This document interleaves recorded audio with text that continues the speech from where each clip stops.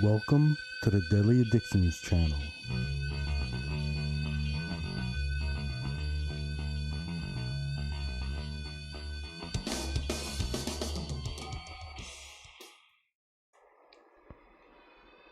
Thank you for joining me again.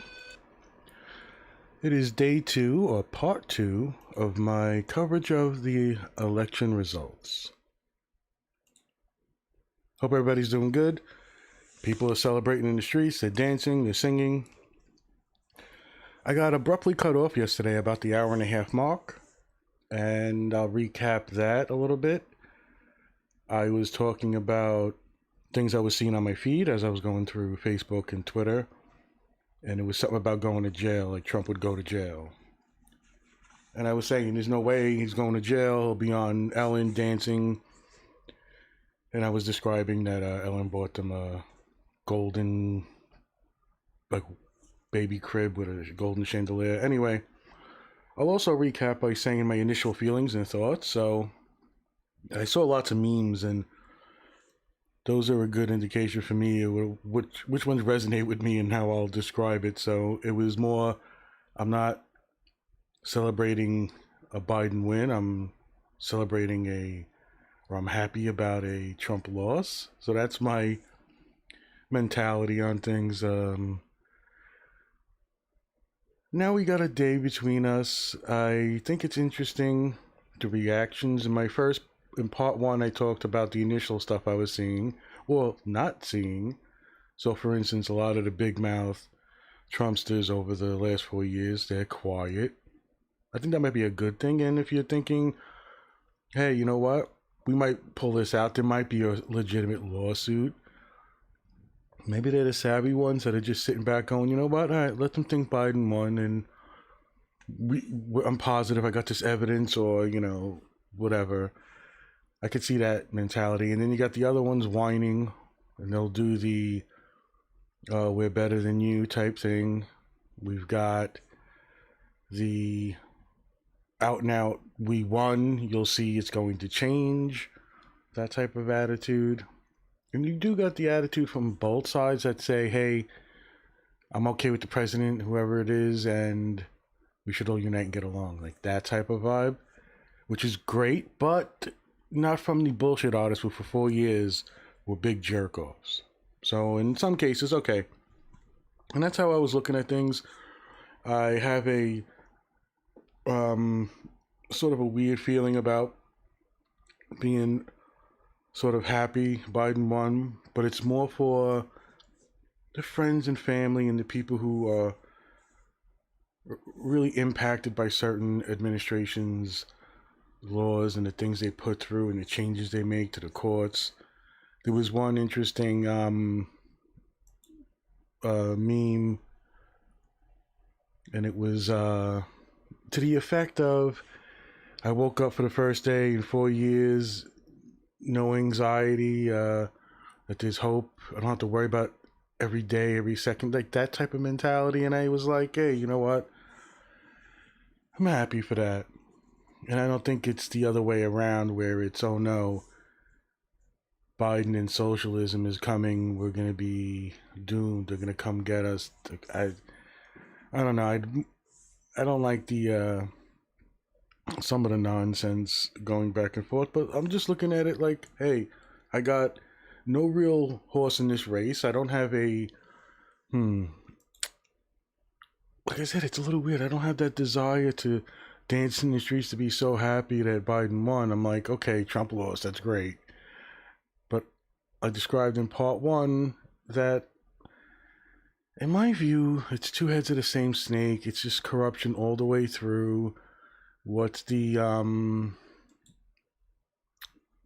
realization for me that on the surface things would change, and that there's no real investment for me. Like, I don't believe like this is an election that mattered to me and impacted me. I think my deep dive into it a while ago just opened my eyes to things, and that's a little bit of recap in the sense of, hey, part 1 came, and it was, oh shit, they announced Biden was the winner. And I just went on checking out the results, trying to find if it's real, because you don't know these days. There's so much craziness going on. So I was thinking part two, I would get a little more thoughtful about it. Look again, see what's actually being said, and if there's any validity to it. My instincts tell me no, and a little bit of deep dive I did just showed me that some people are bananas. They're fucking crazy. But okay, let's just take it as we have voter fraud cases pending. Let's just go there. There was some sort of crimes that have been documented, and we're going to try to tie it into the presidential election in general and wait and see. We're going to get things overturned. And they are talking about the Gore Bush. I think that was called early for Gore. I don't know what the difference was in percentages. Like, I'm not sure exactly what was the margin difference, and is it really analogous to this? I don't know. So, looking at it, I wanted to check out some of the other side's things. So, look, if there's some validity to certain things, and I said it on my first podcast, the smartest way to do it would be like, hey, we'll wait, we'll get our day in court, that type thing. I'm fine with it. And then you look into it, and there's reports here and there, and it leads to fucking like Giuliani, and he's out of his fucking mind. Like I can get certain mentalities. I can get I'm gonna stick up for my president. The person who sits in that seat should be respected and told, or treated in a certain way. Fine. I don't see the problem with that. I might joke around with people, and I would even have a cool conversation about like, what do you, even if they play that game, like I bring up a certain point, they bring up something else. If it's legitimate, I'll be like, okay, well, you might be right.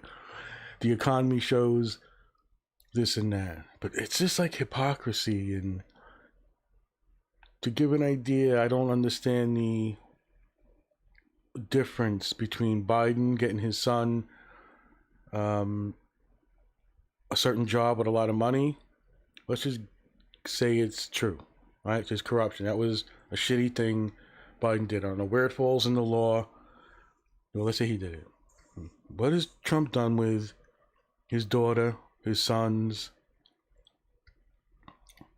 And you don't see that it's worse, like Trump is worse.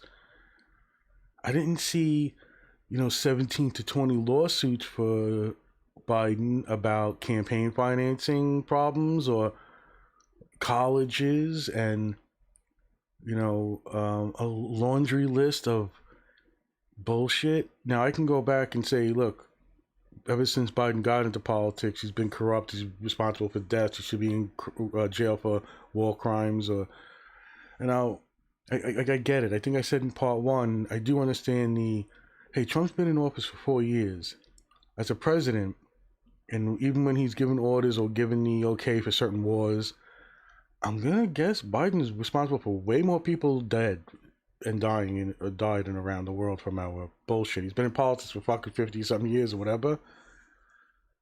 And yeah, Trump has screwed people over, and he's been a shitty businessman, let's say, since he was 10 years old. And I'm not giving anybody leeway. I just try to be a little balanced in orange man bad, left wing, nut jobs. So you have a day now, and I just tried to look around, and like I said, it starts to lean towards Giuliani's camp, and like that section of, I'm gonna put my trust in, they really have evidence. Now my sources, I'm putting air quotes, doing whatever I could, the only thing I could find was a Trump advisor who said, no, right now we have no serious evidence and case to bring forth. And it's probably trailed off by we're looking into several factors, and I'm sure it's been going crazy. I think there was one thing I saw, the Trump voter fraud hotline or something's been overrun. There's like thousands of calls constantly. I don't know what you expect, but after a day, I'm surprised that people have been as nice as they are. So cool. I don't think I came out with the purpose of gloating because I think they both suck. I just think Trump sucks more. Biden will be a better face on politics. Trump is just a piece of shit of a human being. So there's that. And I don't think there's many cases that I see that look really legit, because every time you try to piece together, and I could be wrong, I mean, this is just what, 2 days a day of just in spare time, just seeing going down some rabbit holes. But it's always countered by, no, we did have people here. And I think I described yesterday, one of the things I found really shitty was that Trump and his team would say, here, there was no Republican representatives to oversee, and that we're going to court. And then people who go to court, they went to court because they wanted them closer because of the COVID rules. So I think the judge said, yeah, okay, you can get them 6 feet. So the cases are like just seeing what he can catch in the wind to get the public to change. I think he's avoiding a concession speech, and I don't think you're going to get one. But hey, who the fuck knows? Maybe he'll trust advisors. But when will this thing be confident? I'm going to be honest. I don't think hardcore Trump people are going to... I guess it's the date that the president... It was in January. So I could see in January... That's when it would mostly stop, right? So Biden's supposed to go in. I don't think he's going to try to stay in the White House. I think that's just a bluff. Who the fuck knows? But if it looks like the way it's going, he'll keep, opening his mouth and playing the game he plays with misinformation and such. And then the day comes, he'll be out of there and gone. And then it'll be, the storm will be over. But can it go the other way? Can he... there's a way he could call certain legislation or some kind of thing he can do where he can try to stay in office longer. It's a long shot, and I don't know if he would do it. I forgot what it was actually about. Maybe I could find it. If I would prepare for these fucking things, I'd be, pretty good at this stuff. So I see it branching off from, you're not going to get let up by Biden supporters or Dem supporters or whatever you want to call. I think it's just going to happen. They're not going to be fucking nice. Deal with it, because for 4 years you were the biggest scumbags in the world. So, okay. I don't see this being something he's going to want to... You know what? Who the fuck knows, right? I mean, now I'm thinking about it. Yeah, I can see him holding press conferences with him and his daughters and his dopey fucking sons. There is a great Michael Rappaport. There's a great Michael Rappaport quote or video he puts on, like, I don't know if it's fucking TikTok. I don't know what it is actually, but it's like I don't know, let's say 3 minutes of him telling Trump to get the fuck out. It's fucking great. I got it written down now. Yeah, I think this is it. Okay, this is part of it. So, get your fucking stupid sons, your dumb fucking daughter, your fucking mute fucking blowjob, the wind howling and shit going on. Well, I hope it's a little messed up here and there. I hope it's doing okay. I get a windy storm coming, and I haven't really positioned the Wi-Fi repeater in an area that I didn't secure it down, so the wind's blowing it around a little bit.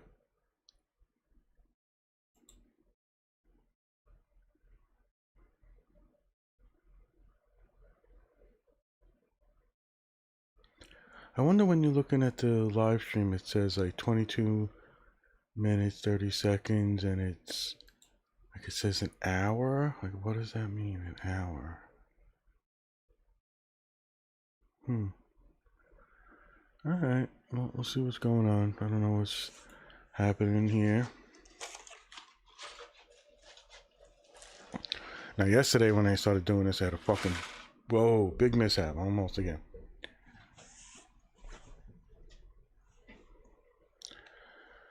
Kept trying to fuck around, and I should have just left everything alone. You know, if there's something that's not broken, I'll fix it. So I'll have a little bit of internet problems. I'm figuring this out on the fly. And I was just rambling about the difference a day makes and where this will go from here. Can there be overturning? And I was thinking about something that I read that is like a pathway for Trump to really prolong something like this, to really make issues, make big problems, you know, try to stay in as long as he can. And my instincts were no, like it's not going to happen. But like I don't know. And I was just trying to look for the argument. I was reading the thing about Michael Rappaport. If I get cut off suddenly and I don't come back, wish everybody does well. I'm not sure how long I'll be able to do this for. Happy birthday, Demi. Tomorrow, the 9th, happy birthday, Liz. And I was looking for that argument. Not argument, just like let's call it a pathway for a Trump, like a good stalling technique for Trump, like that. Like how likely is it that it would work, that it could happen? I don't know. But this was something that looked kind of legit. It had like it kind of made sense to me. Like, okay, so he can actually try to do this and it might work. Fine. All right, so let me try it this way.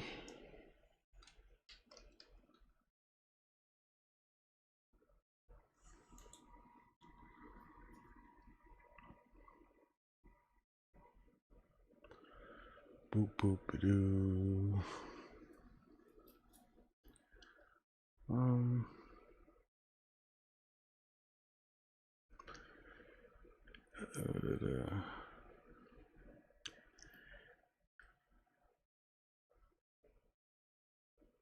So there's some way if the election goes to the House, meaning there's issues with the lawsuits, if it creates enough chaos, I'm not sure what the step would be. I'm just trying to piece this together as I'm looking for it. The House could have the states elect their own delegate, with each state having one vote. If 26 states delegates voted Trump, he would stay in office. So it was in response to so all his legal challenges will go nowhere.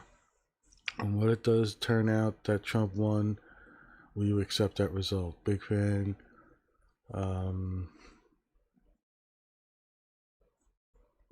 Yeah, I mean, unless you're a diehard nut job on both ends, I don't see nothing wrong with a legitimate recount with exposing voter fraud. Yeah, sure, why not? Keep Orange Man bad in office. I don't give a fuck in that sense. And I've said it more like, I repeated it a lot maybe in the first one, and I'm doing it here now, but since I'm worried about the internet, it's more like I'm not happy for Biden winning. I think he's a corrupt fuck. But god damn, was fucking Trump just the worst. Horrible president, horrible person.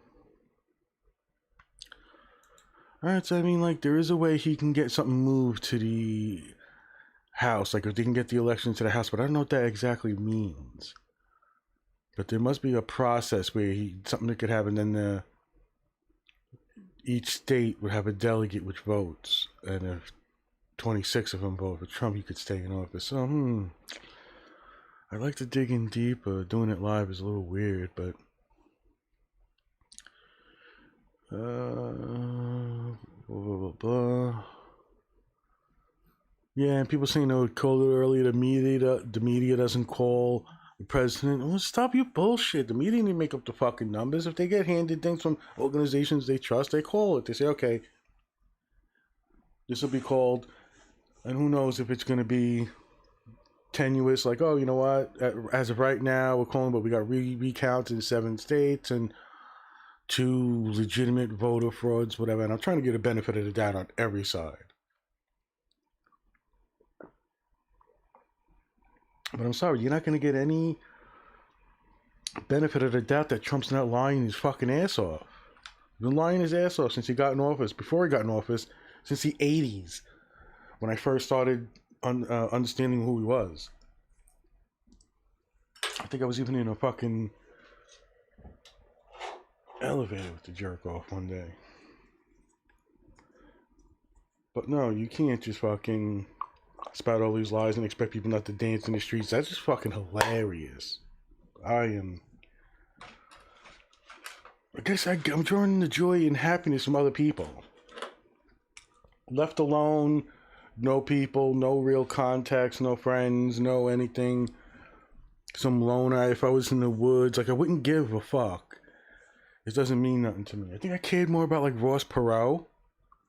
Get that fucking independent maniac, because I have that feeling you need a third party or something, a real valid one.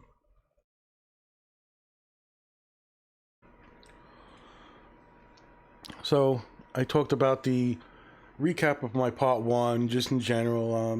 My thoughts on how I feel, and I was getting into it going from here in a couple of directions. Is Trump going to stall, get his lawsuits going, put a real monkey wrench in things, and is it legit? And Biden should be confident, and is like some corpse going back,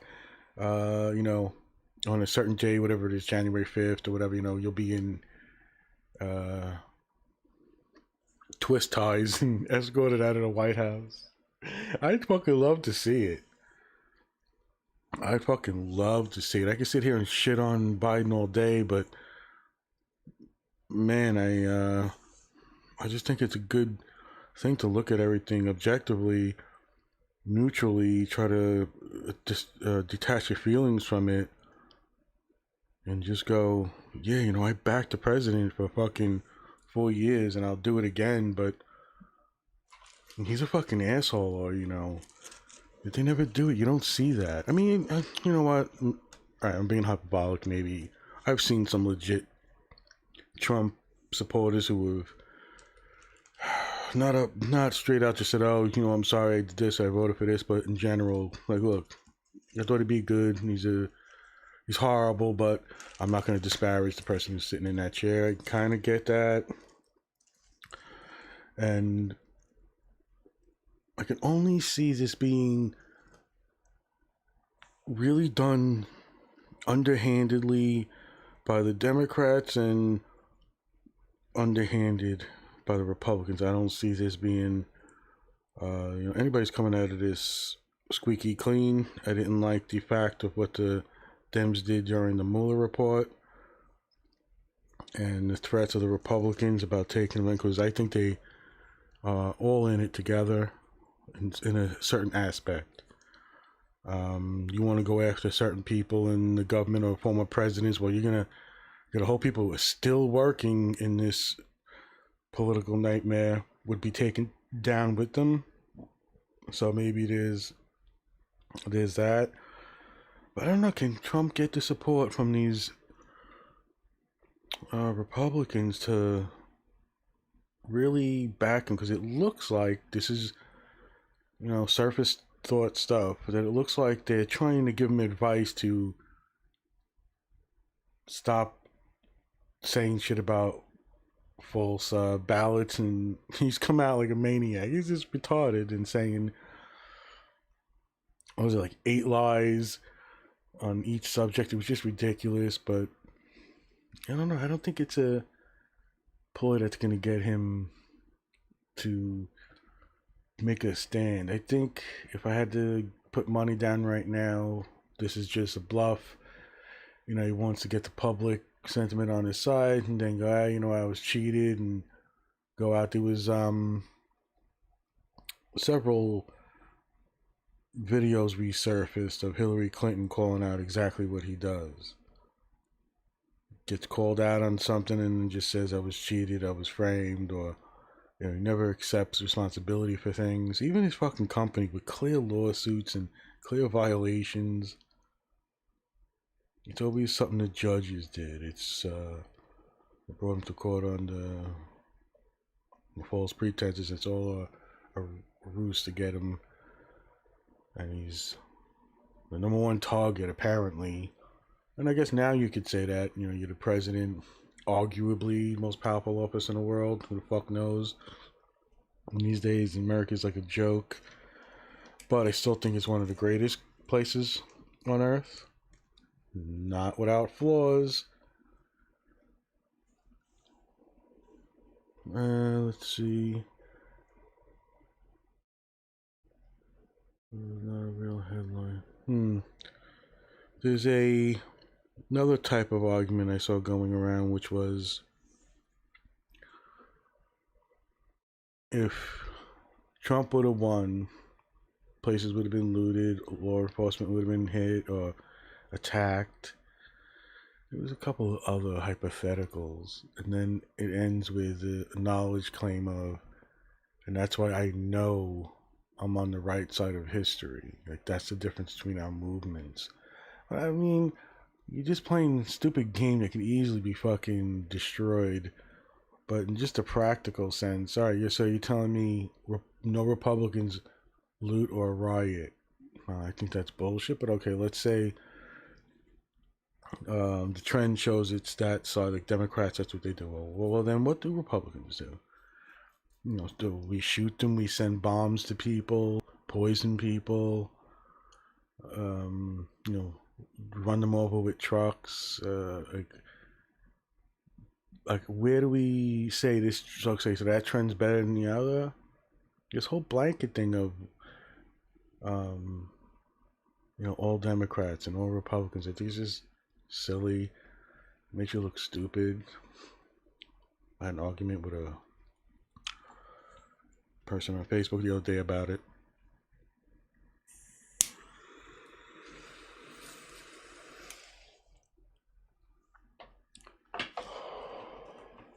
Yes, that was a ball. It is the Deadly Addictions channel, and I am Addiction Master.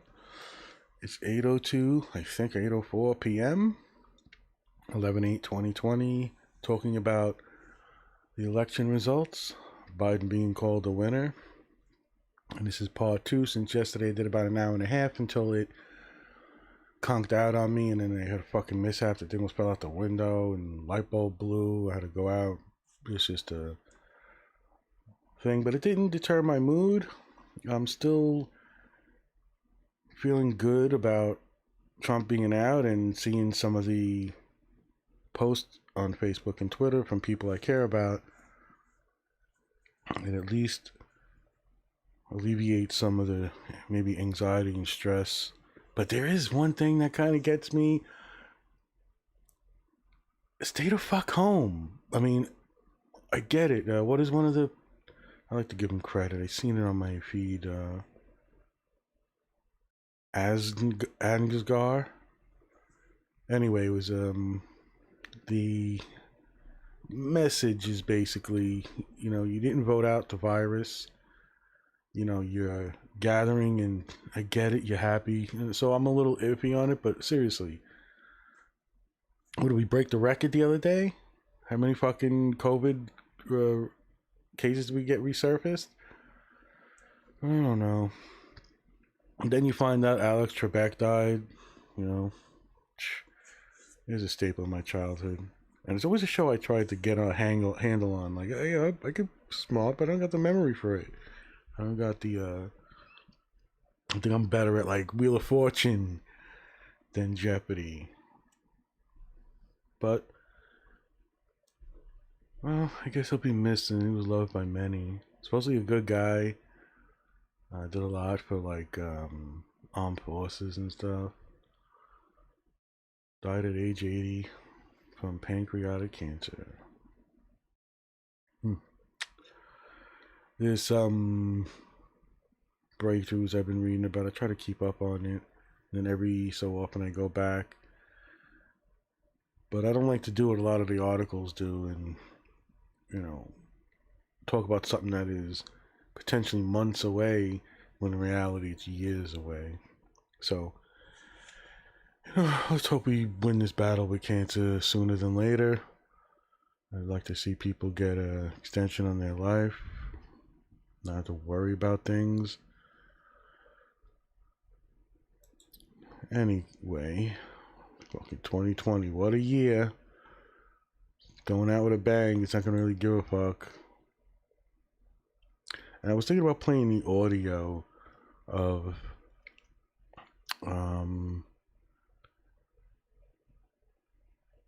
like Giuliani. It's just fucking, it's disturbing.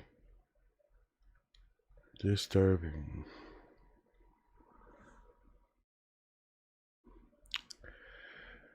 We have some time between now and the president's supposed to be out. We'll have some lawsuits. I think they're gonna be thrown out. I think, I'm not putting it past there being some scumbags in this world. Fine. I mean, I don't label, every Democrat a saint, although I don't believe they're all possessed by fucking demons sent by Satan.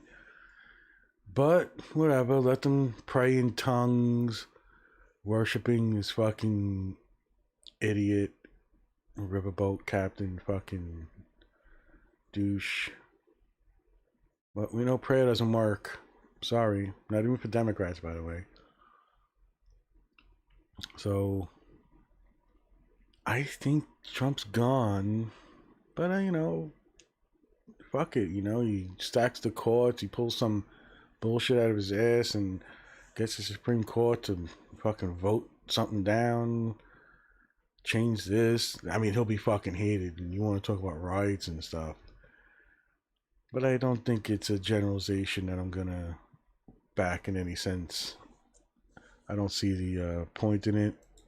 I'm sure everybody will take advantage of things if they can, if they have an opportunity, whether you're a Republican or a Democrat. But I do believe that there are different brain states. I think it was several studies that showed they can tell if you're a left-leaning, right-leaning Democrat or Republican by scanning your brain. I thought that was interesting. I don't know if it's a mainstream consensus thing. I'd have to double back on it. It was definitely interesting to read. So I'm not surprised if Democrats tend to do this or that and Republicans tend to do this or that. But I don't put one above the other. You want to go out and set a trash can on fire and have your friends shout? Okay, fine. You want to be Republican or Democrat and do it? What's the big deal? Now, breaking things, breaking windows, robbing things, and everybody's taking advantage of that situation. But I admit there's a higher percentage of left-leaning Democrats doing it. Yeah, whatever, fine. But you don't ignore, the other part of it. Like, but they're not gonna go out and drive their car over people and send bombs to people and poison and resort to, hiring killers and murderers and so there's a different mythology, whatever the fuck you want to call it. They have different methods, and I could see it being an understood thing about us as humans. So fine. But the more I look around, I mean, I've seen maybe two arguments, like the one I mentioned, that he could get the election to go to the House somehow. I guess that would be something I would look into, or keep an eye on. And then if he has tip the Supreme Court in a certain way where people haven't foreseen, pull out some, you know, law, some fucking, I don't know. I could just see it happening. I'm just still shady fucks everywhere. Doesn't matter. And we got the. I think Trump got hurt also by keeping Pence. I think you had to get rid of that religious robot, fucking idiot. I think Trump probably would have had a better chance if he would have picked someone different. So if I had to just like, it's the day after the election was called, I think I don't like Kamala Harris either, and maybe she makes up for the shit she did as a prosecutor, but clearly destroys Pence. She has a charismatic smile and attitude that are gonna really, you know, resonate with a lot more people. And talking about a lot more people, you look at what is it? The last 7 out of 8 presidential runs, Democrats have won the majority. And if you really look at it, I think the Electoral College is the only thing keeping Republicans in the game. I think if you look at this election now, and it's for others probably, but I've described in some of my political things that although through my life I've hunkered down 2 weeks out of a year just to pick the right person who resonates with me and has the same values, it's not something I really cared about too much until recently. And uh, Pence is a bit fucking, I mean, just that religious fuck. I mean, it's one thing for Trump to hold up a Bible upside down, and as much as people want to fucking tout him, he probably gives no fucks about religion. None at all. So I think, as much as I don't like Kamala Harris, I think she clearly is a step above Pence.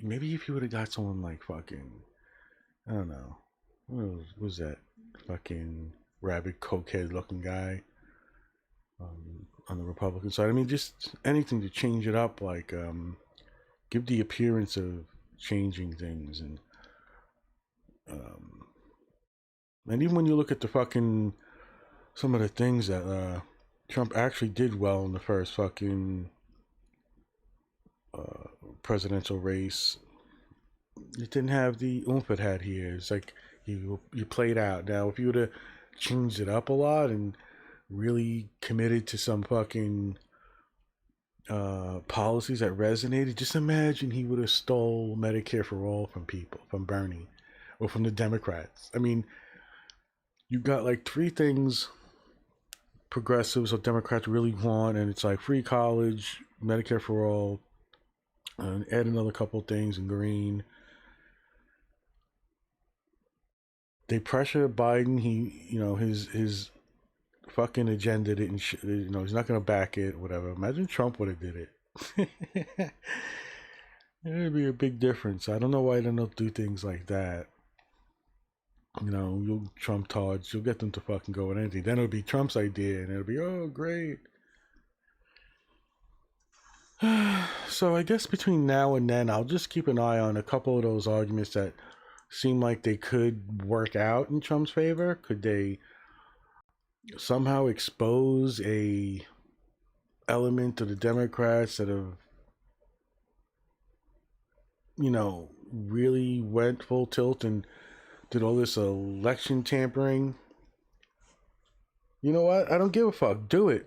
Expose them. I'll chew them out. I'll call them pieces of shit. I don't care. I'm not no blind tribal, blindly follow my fucking color. Like, I explained this in, I think, part 1. It was someone saying, I vote red down the line, and people were responding like, that's what my mom taught me. You just fucking, it's a big sign. It says, I have no thoughts of my own. I've just been indoctrinated, and it just doesn't sit well with me. So it's the second day after Biden has been called the president. I did a part one yesterday that got abruptly ended. I apologize for that. I get a good feeling from what I see in that the people I care about are somewhat happy, alleviated. I don't see the Trump angle working, but I could entertain some legitimate evidence, and I don't mind shitting on Democrats. Uh, I'll say it in a way that would describe some things throughout the past. So let's say I believe Hillary's a cunt. She should be put in jail. She's been caught a couple of times doing fucked up shit, so on and so forth. Same thing for her husband. They get caught taking money, that type thing. Obama, inspirational, great speaker, sellout, corporate, fucking shill. So I don't really. I mean, I guess if you would say green and independent is where I'm leaning, but that doesn't mean I won't call out the Greens for their corruption with this bullshit they did getting their nominee.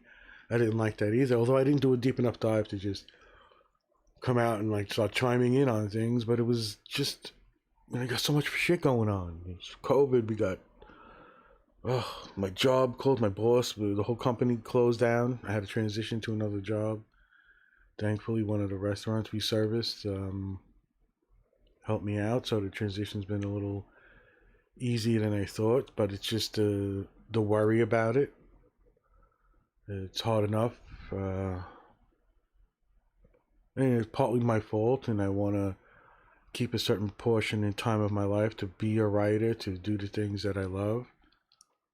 I have the mentality of quit jobs until you find one you don't want to quit. I'd rather have that mentality.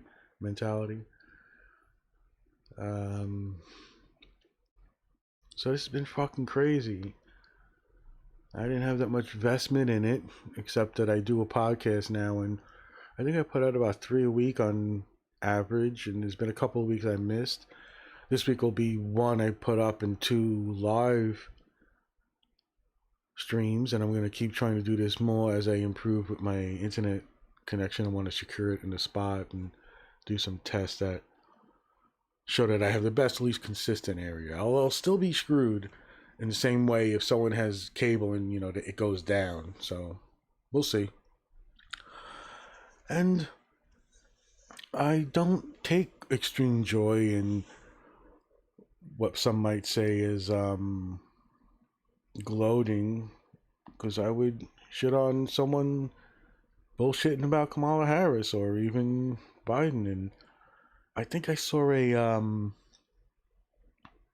front runners for Biden's cabinet, and it's fucking nightmare. It's a nightmare. But these things are like, seeing a leak trail. I'm not going to judge something on, that's not there. But that's another indication to talk, that's a little worrisome for me, and maybe a little bit of area to talk about. Shouldn't, I mean, you look at what resonates with the people, and you got to go for what the people want. I mean, Democrats can't keep doing this. I think one of the figures were every progressive held their seat and won their thing, and there's a couple still more up in the air. But you're gonna have to give in a little bit and give something the Americans need. And I'm not happy where Biden's, I don't know what you want to call it, rhetoric or his bullshit's going. It just doesn't seem, it resonates with me. And yeah, let's get a little nitty gritty with some of the proposed things. And yes, it's nice to hear him talk about transgender rights and whatever. I think there's a balance you need to maintain. I'm not of the mind to go crazy SJW politics, but it's good to recognize it, to call it out, and to, okay, even if you're bullshitting people, all right, so it's something that's on your agenda and you're going to keep aware of it, fine. But I don't like where his, like I said, this is just stupid because it's just something that's bothering me, but it's not even real. Like, it's just a list of people's names that are the supposed front runners for Biden's cabinet. But I would think you would just fill it with everybody who fucking did well, right? So wouldn't you put Bernie in there, Elizabeth Warren, fucking Booty Judge? Oh, I think he's actually in there, isn't he? I don't like him that much, but I don't know. Get rid of this fucking Betsy DeVos cunt. How do you put someone in charge of education that? Oh, it's just a fucking. I'd love to fucking really get someone on that really would know about these things in a way where I could just sit back and ask a dumb question and some fucking, savvy car salesman would just sell me the points on Trump's angle and Biden's angle, because Trump should never have kept Pence. He should have fucking taken something from the Dems that really would have surprised him, like Medicare for all or something. Maybe he hinted at that shit, right? Maybe he did get this idea out there because I care less, but he would say things like, what happens to get rid of Biden? Oh, we got a great plan coming, right? We got a plan, but where is it? We don't say, oh no, it's almost done. It's like, you can't do that for 4 years. You can't, and especially if you want a re-election. You know what? You should say, you know what? I would have liked to run against Bernie. You know why? I like his Medicare for all. We're gonna adopt it. And what would Biden and Harris do? Should have fucking done that. That's what I should have. That's what I would have done. But I don't know if you can wrangle that fucking idiot, with his bluster and fucking. Oh, Jesus. All right. It's 8:22 p.m. 11/8/2020. Joseph F. Alsis, Addiction Master on Twitter, and this is the Deadly Addictions channel. I thought I'd do a part 2. I actually planned on doing it because I wanted to do 2 separate live streams. I want to see where my problems arise with internet. So I'm actually just typing things in the chat every little bit. So I'm just gonna again say hello.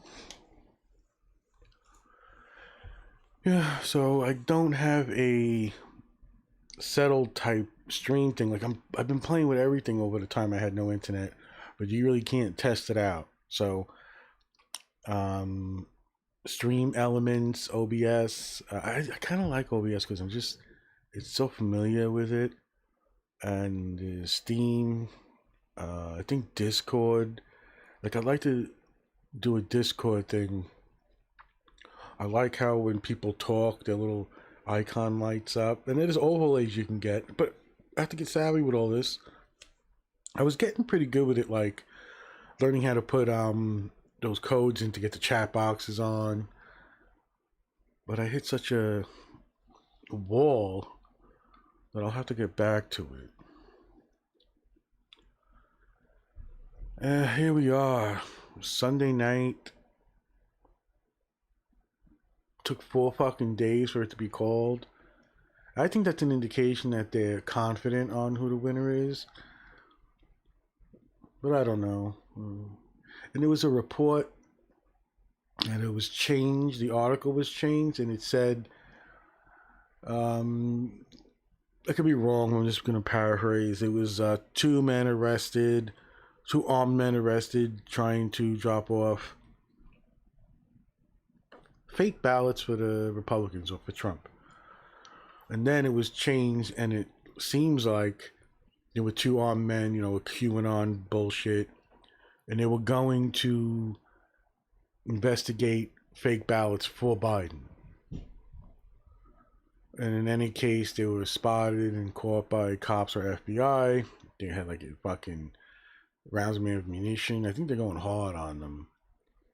I think they're like, I don't know, just the impression I got from the article, since it had to be corrected, was that these people were coming in to threaten and bully people. And much like that Pizzagate shit, we're thinking, oh, there's some bad shit going on. I'm going to make sure this shit doesn't, I'm going to expose this. So I think that's how it ultimately played out in the authorities' eyes. But right away, it's all over Facebook and it's all over Twitter that two men were arrested trying to drop off fake ballots for Trump. So, still can't believe everything you hear, everything you read. I still have an issue with almost every major fucking media outlet, everyone. That doesn't mean I'm going to get lies about a corner store robbery in my neighborhood from my local paper and in your local cities. I'm in Brooklyn, New York. But it does mean you got to be careful about the bullshit about the Syrian war. And one of the major things going on is that we started bombing people because we were told and we believed that someone used chemical weapons against their own people, and it seems to be a setup. And there's a big investigation. It's been going on, and it looks like it's exposed. We were wrong, and there's a big cover up. Now there was another angle I saw, which was like there was some case that's been exposed, and now we gotta watch out. And even Trump's afraid, like it's gonna, I don't know, topple any support he has left. So I guess the angle I'm looking for is something brewing that's going to make all the Republicans distance themselves from Trump. So we can look at that angle too. I mean, you've been this far, right? You took 4 years. You've seen him lie, cheat, steal, and you backed him. It is hilarious to see all the people calling him out, and they knew how shitty he was before he won his bid for the Republicans. And man, it's a beautiful, endless hypocrisy. It just doesn't stop him. Everybody who's even supporting him right now. And it's like, well, he's our guy. We got to stand behind him. And then for 4 years, is there some secret lawsuit, some case that just happened that they all went, whoa, and pulled back and went, oh shit, I don't know. But that's out there too. I guess that's going to be out there forever. And where I left off my first part was just being flabbergasted that people think Trump's going to jail. So I don't know how that's going to work either. So what do you do here? I'm somebody who doesn't really care in that sense. I don't have a thing either way. And now the impression was right before was, oh, you better watch out, Trump. If you lose the election, you're going to jail. Like, staying president was the only thing keeping him from going to jail. I don't know how that works. Like, I'm trying to think. I get it. Like, you can get away with certain things, and because you're president, like, things can't be brought to you. But when has anything ever happened like that? Like, where would be the correlation? I don't get it.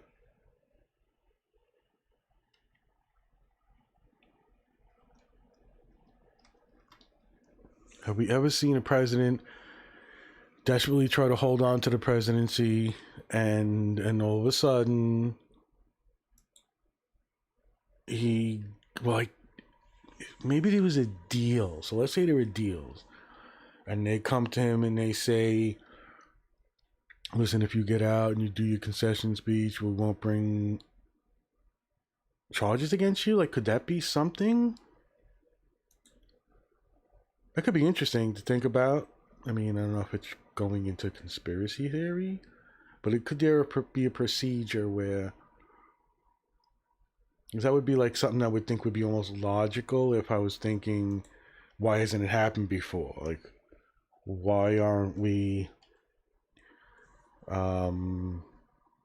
looking back at a certain number of presidents who have done bad things, and then they vote them out, and then they put him in jail. Like,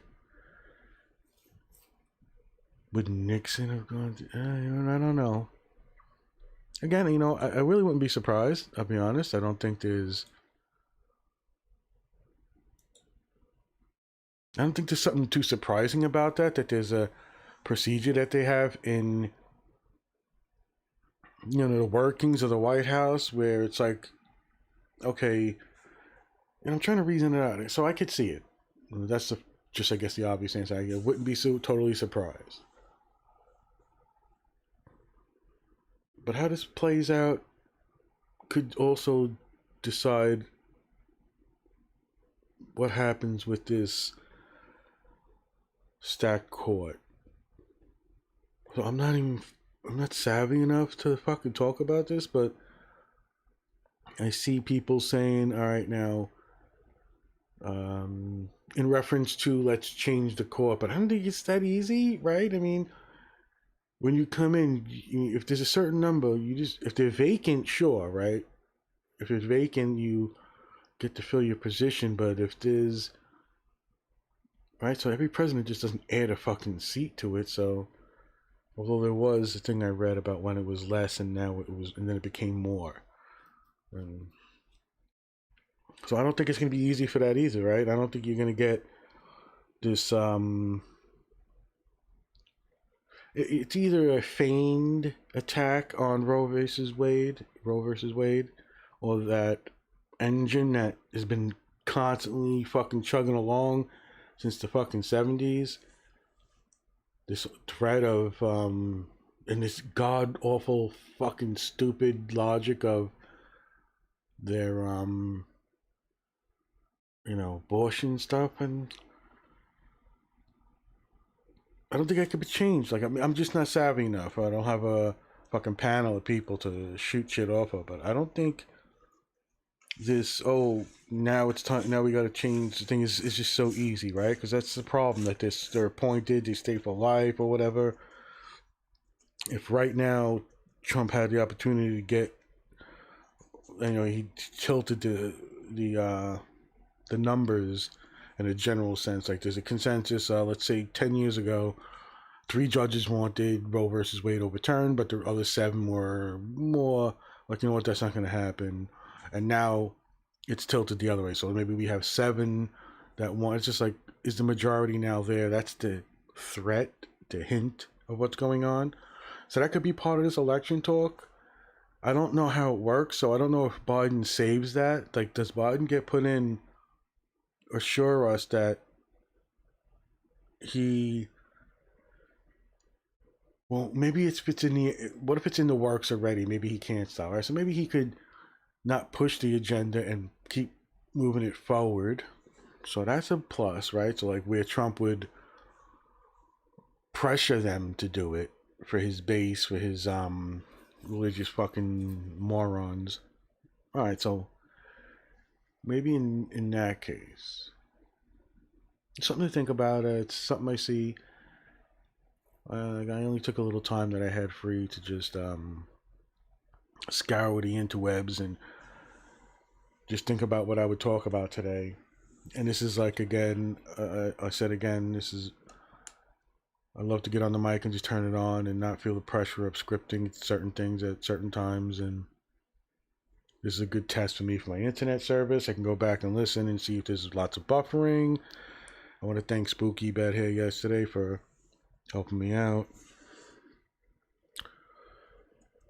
But there's so many things I see online that I don't care about, that, not that it worries me, but it's something I meditate on. I don't want, harm or friends and family to suffer, even the ones that are Trump supporters. I don't. I try to balance it between, I hate bad arguments, and I guess a part of me would be like, you know what? I don't care that you're arguing for Trump. Make it better. Right? If you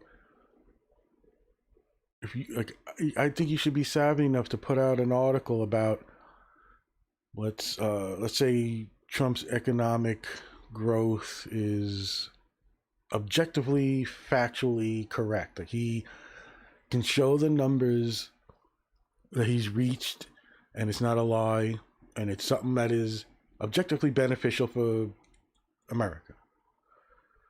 You know, you lead with that.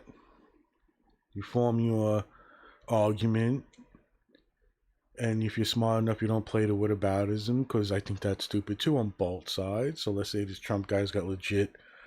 You don't come in and say, "Oh, but Trump's a womanizing dirtbag of a human." Well, okay, yeah, that might be true, but we're talking about this economic growth chart that is, I'm just giving the benefit of the doubt, just making up a thing that it's okay, it's verifiable, and we can check it out.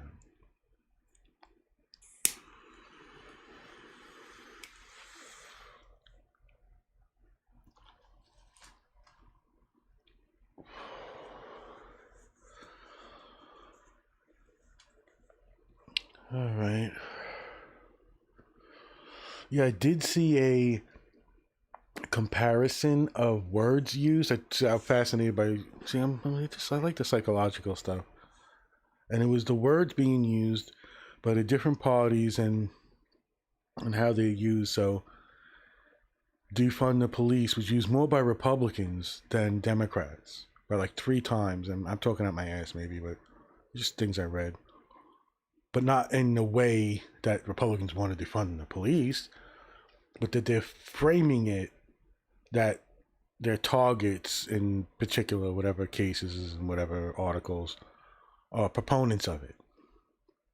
So there's a little thing like that. But this was a whole list of different words, and it was, things about racism, rioting, looting, how many times they use it and who used it, and then they did a check with before the election. So I think it took a chunk of time before Trump was president and after, and then compared how the narrative and framing works. So I think I could describe it like I did the thing I said about Trump telling the people he's got cases, and they didn't let the Republicans.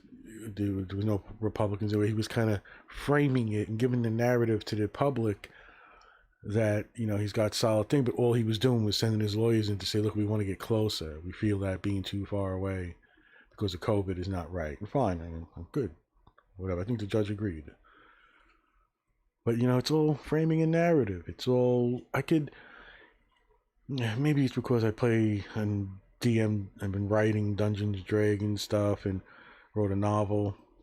But it's so easy to narrate a story and piece together facts to make it seem like anything is possible. You can even see it's probable. I don't know.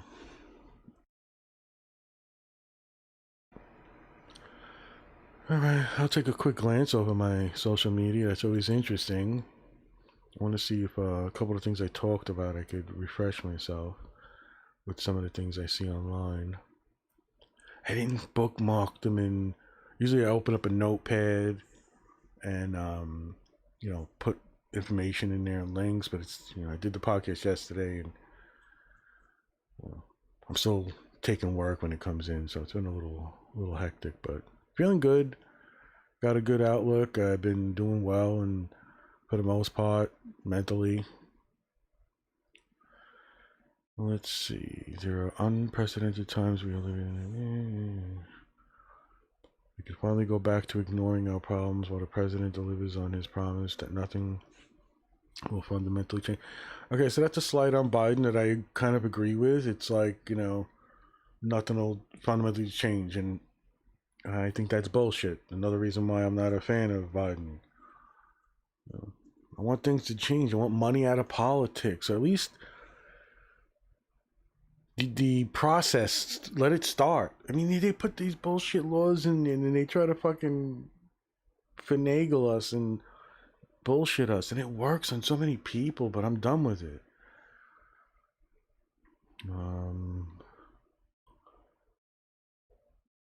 I don't give a fuck about people saying God bless America. Sorry. God isn't real. Okay. Oh no. The Alex Trebek, yeah, I talked about that a little bit. Gonna miss you, man. We got normal racism back. This, I like the humor in it, and it's, well, no, maybe not a provable fact, but fucking Biden. You can make a case that Biden's a fucking racist easily. However, look, people change, right? I'm hoping Kamala Harris has changed. That this is her opportunity to make up for the really shitty thing she did as a prosecutor. And maybe Biden wants to save the world. Maybe he's really genuine, but what they say about good intentions. Tom Savini. Oh man, that guy was the best with special effects. He's actually done some movies, not bad. Oh my god, James Woods. And just like that, the rioting and looting has ceased overnight. And now that half the country that pummeled America like a battered wife is telling you to put on sunglasses, hire a black guy, be a good girl, and come together as one. Her answer? Go fuck yourself. Well, James Woods is a fucking moron, and so is Kevin Sorbo.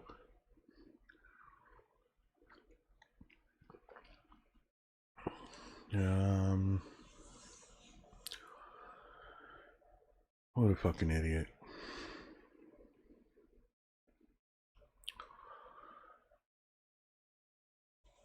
Things that have been banned like from Twitter like 8,000 fucking times.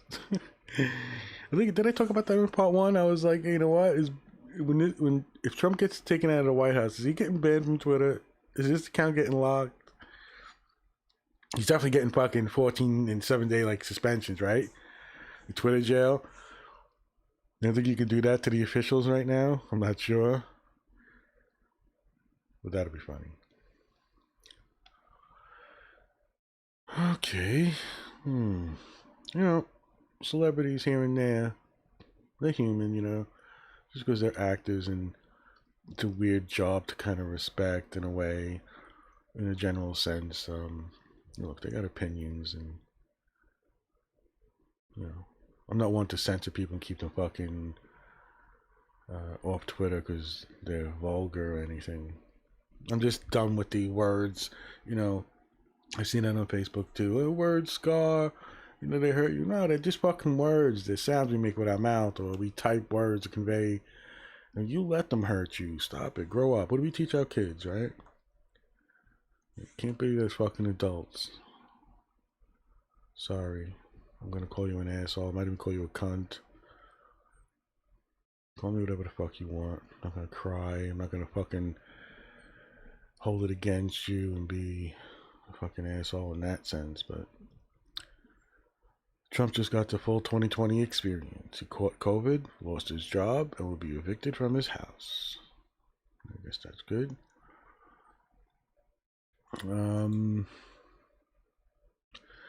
don't know. I don't have, I didn't plan it to have people here, but I'm wondering what would happen if I play something that I wanted to play from. I don't know. How does that work, right? It's like, from what I could see, people pause certain videos, and if there's music, pause it so you don't get in trouble. Like, you pause it every now and then. I want to listen to this. Let me see what this says.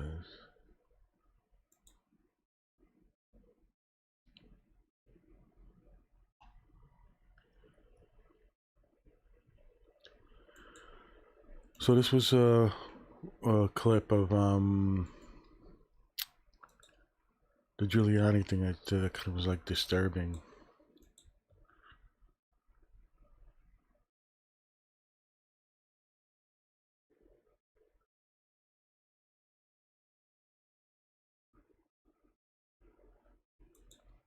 So the report is like, mentions the polls, and then he's like, which polls? All the polls, and then it's what networks, and all the networks, and he just fucking, like, he, what does he think he's like, witty or something?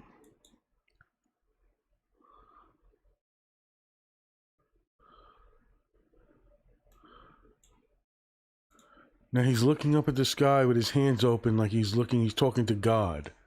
Or some fucking Sky Daddy bullshit nonsense. And he's like, he thinks it's funny or something. And by the way, this fucking press thing was between a fucking dildo store and some fucking like convenience store. I saw some article on it. Like it's bizarre.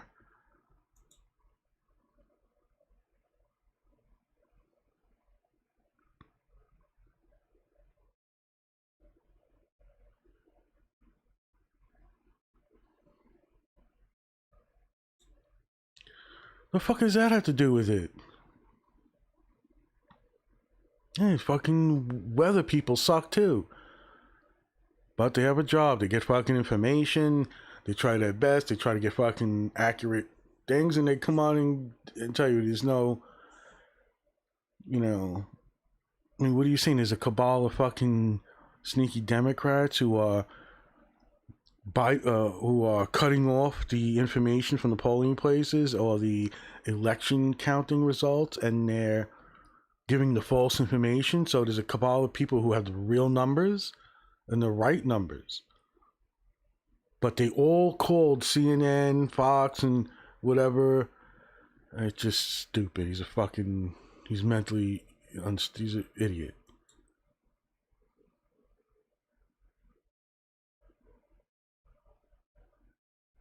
See, it's fucking bullshit.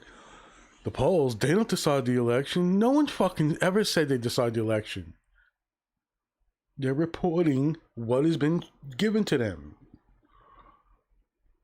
Right? These agencies come in. This is what it is. Georgia, fucking Nevada, this is that. We did a recount, whatever. Okay, we project that Biden is the winner. How fucking how shocking is this that you have to look up at the sky and fucking pretend you're beckoning and asking God for clarity. Boy, but we do got a first. What is he? The what they call it? What they call it? They call it the second gentleman. Like Kamala Harris' husband. I thought that was cute. It's like, okay, you could be second gentleman. Whatever the fuck it was.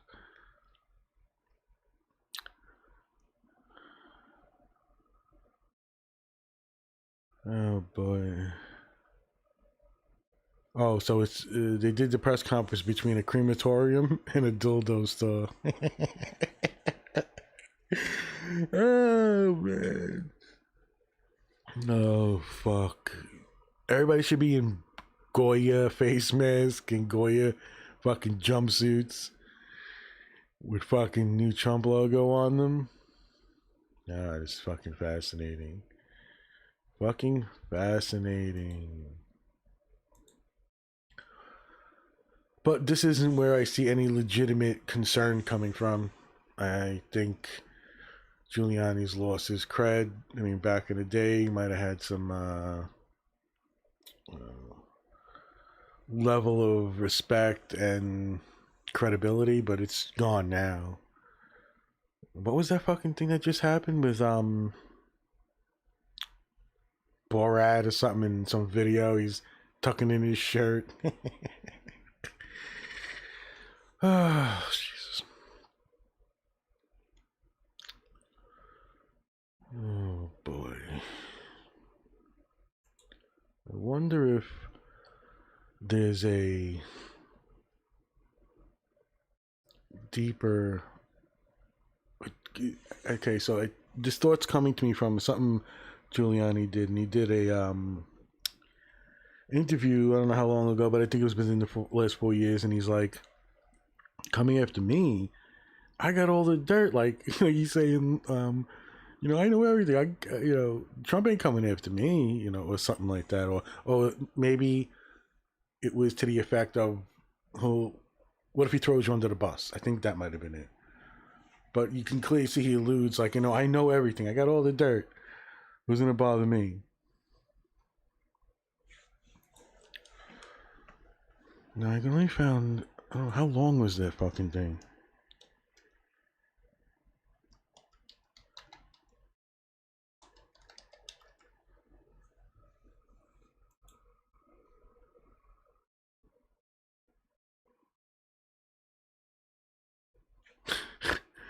Oh man, no, not that 4 seasons. Oh boy.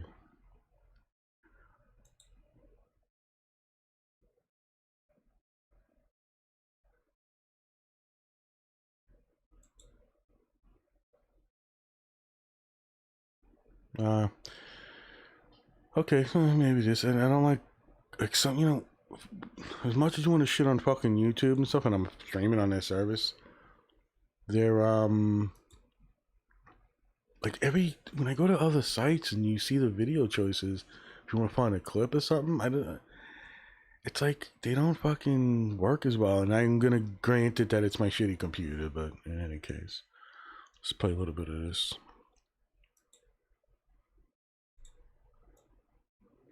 Campaign starting for the president described that they were uniformly pervasive. This is too fucking low. That they were uniformly deprived of their right to inspect any single part of the. Yeah, this one's too low. I don't know if hey, maybe I could hear it, but like before, I'm just nervous about showing you guys or you guys, whatever.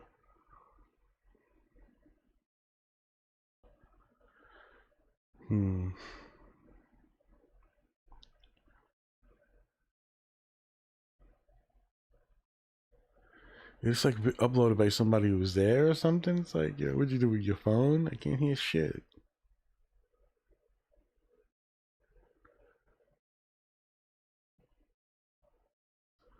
Four Seasons total landscaping. So it's like you saw the press conference at the Four Seasons, and it's like not that Four Seasons. Shit.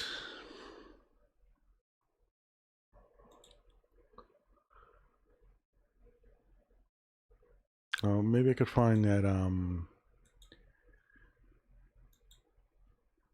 thing where my quote unquote source. And by the way, I don't mean fucking up source. I mean, I try to verify as much as I can the links, and what I saw said that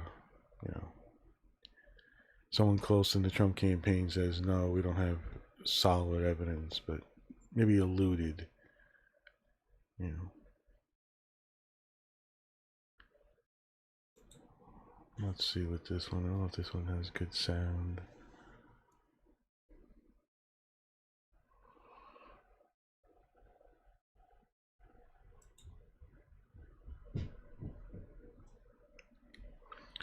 Oh, kids are fucking messing around upstairs. And it looks weird, like the setup, because this has the setup before it starts, and they put these little posters in a rectangle on a garage door. But when the camera's pulled back, it looks like Halloween fucking 5.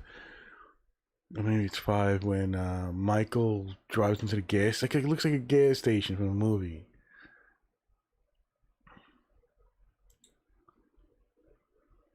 At least people are wearing face masks, but this is the staff.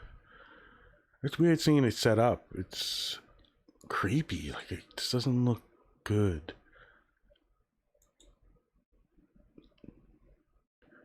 I'm expecting those fake fucking doctors bullshit to come out with the virus shit. Those idiots that came out and everybody was like, sharing their stuff. This looks like that. All right, so now people are standing in line against the garage door with the Trump signs behind them. Yeah, they're alternating blue and red. You probably have seen this clip. The video I'm watching is like 50 minutes or an hour long, but I'm fast forwarding it, moving it.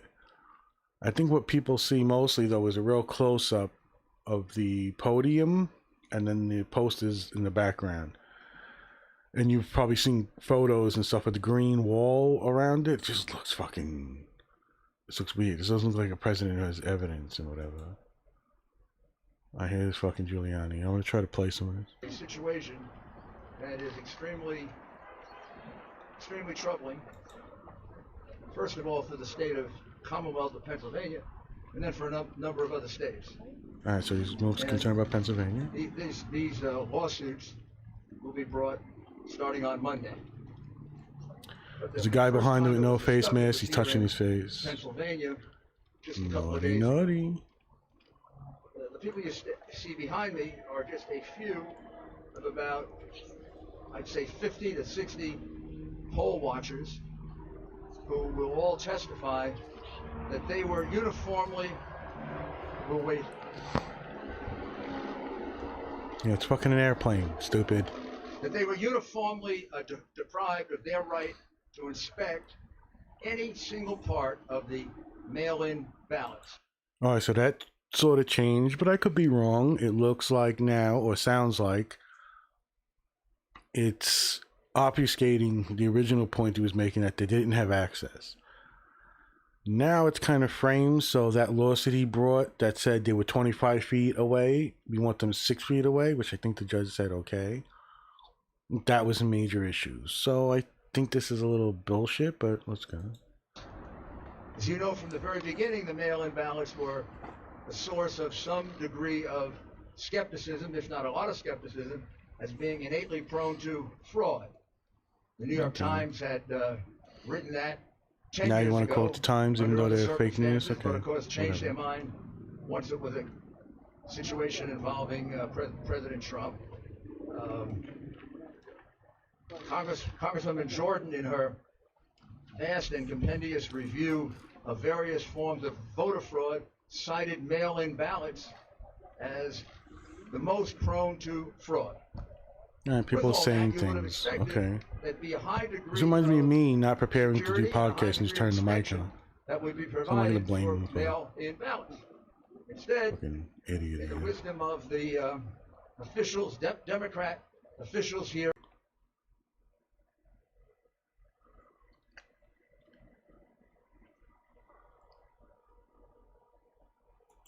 So they would be, and then 25 feet behind them would be the fucking Republicans. I think that would be fucking hilarious. in a history of voter fraud, instead of going to a high degree of care to allow inspections of the mail-in ballots, there was no inspection of a single mail-in ballot. Those mail-in ballots could have been for anybody. So there's no inspection. Are you saying they weren't counted either? So I'm wondering if he's trying to say it bypassed a procedure and people just started counting them, but they could have been for anybody? Those mail-in ballots could have been for anybody they wrote in. Those mail-in ballots could have been written the day before by the Democratic Party hacks. Okay. All right, so... Okay, so a certain amount mail-in ballots arrive. They're fake. They're hatched up and made in some warehouse by Democrats on the down low. Fine. And they were supposed to be... Okay, so there's a procedure that inspects that mail-in would have said, hey, these are made yesterday. Okay, so... All right. That will roll over the convention center. What I'm saying to you is, not a single one was inspected, as the law required. So what he's saying to me, like, you could have said that from the beginning and wouldn't have just sat here and fucking try to figure out what the fuck you're talking about. But I am noticing I do live podcasts sometimes, and I don't plan and don't script stuff. So, okay, he's trying to save his buddy Trump, and he's going to do a press conference between a dildo shop and a crematorium. Against the garage door.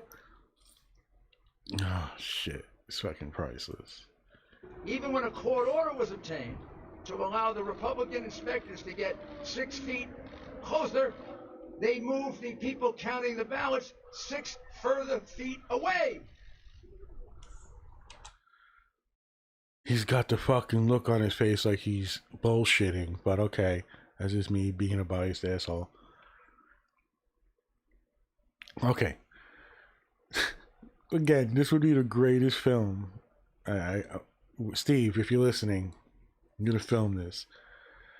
So the shot is, you got Democrat labeled people 6 feet away. Republicans have to stand 25 feet behind. So the Republicans move up and they're now in line with the Democrats. So they're all 6 feet away. But the people get up and shuffle their desks and their chairs 6 feet more. I mean, it just sounds fucking ridiculous. Are you really trying to make that legitimate? They came to with six. Oh, I'm gonna play that again. What is that? They move 6 feet up. The ballots 6 further feet away. So they move up 6 feet and everybody shuffles up 6 feet away. It just seems fucking ridiculous. It's like, what? I gotta smoke another bowl. That's what? And I'll play it now. It's really simple. If you have nothing to hide with these mail-in ballots, you allow inspection. I mean, this is common knowledge, common practice in the examination of absentee ballots, which happens all the time. Right, but if you're to be believed, if we believe you, right? So it's one law, it's 25,000 lies from Trump, but 27,000, whatever the fuck it is. And who knows with you shady fuck. Twine, I could tell a story too, right? So, me and Justin, Jimmy, Conrad, Demi, Rob, we're fucking counting ballots, and every time we move up 6 feet, they move up 6 feet. And the Republicans just kept grabbing us by the collar and yanking us back and stepping in front of us. Like, how much bullshit? All right, so I guess this is gonna come out. This is gonna be exposed. All right, I'm down. Take out the absentee ballot, you open it up, the Republican looks at it, the Democrat looks at it. If nobody objects, you put it in the pot. If either objects, you put it aside. That's what's done for absentee ballots, which have the extra security of having signatures you can match. Here, which is a much more insecure method of voting, no Republican. Is that the right word? Insecure. And almost like the ballots aren't sure of themselves. I know there's probably fucking words that are used, But again, Steve, if we're writing this skit and we're gonna film it, I'll do a play on words. But that's, you get the insecure ballots. They're all shy and they're confused. They're not sure what they want to do, what they want to do. You got a chance to look at that ballot. Some of the ballots you will see look suspicious. From very far away, they look like same pen, possibly same handwriting. We can't say that because we never got to see it. All right, so they're holding up. Okay, so either people or these ballots are put up somewhere. They have to stay a certain distance from the ballot, and they're like when you go to DMV and they tell you to cover your right eye, cover your left eye. Like they're at a distance, and I don't get it. Okay, but I guess he's leading all this narrative to, oh, it just wasn't done properly. Now you're also going to find that way across on the other side of the state, there is a similar situation in Pittsburgh involving 300,000 ballots that were uninspected, unreviewed, not observed by a single Republican. Not a single one. All right.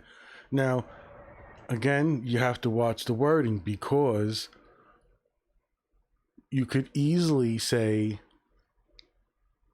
hey, Republicans, no one inspect anything. If you're, let's say you're a Republican, you call up your buddy, you say, look, get everybody together, don't inspect nothing. Like they did this with the fucking Mueller report. Oh, there were no Republicans allowed into the courtroom to ask questions and verify and cross-examine witnesses. Meanwhile, what happened was the 18 or 19 who were on the list to be allowed in didn't go in. And they stayed out and were crying about not being let in. When they were allowed in, they just didn't go in. Okay, whatever. Gotta be a pattern. Yeah, pattern. You can make all the As a faces friend of you mine want. says, I don't believe in conspiracies, but I also don't believe in coincidences. Your friend's an idiot, but okay. Kind of funny that all Republicans were rejected here, and all Republicans were rejected in Pittsburgh, and it amounts to about... Nice holding his face. You know, stop the theatrics, okay? You're not like a B actor who has that charm that has captivated people, but he just hasn't made it. You know, you earned your chops during 9/11. Before that, you were feared and respected.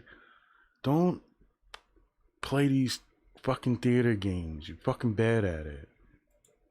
Gee, just about the 700,000 votes that President Trump was ahead by 2 days ago, that disappeared.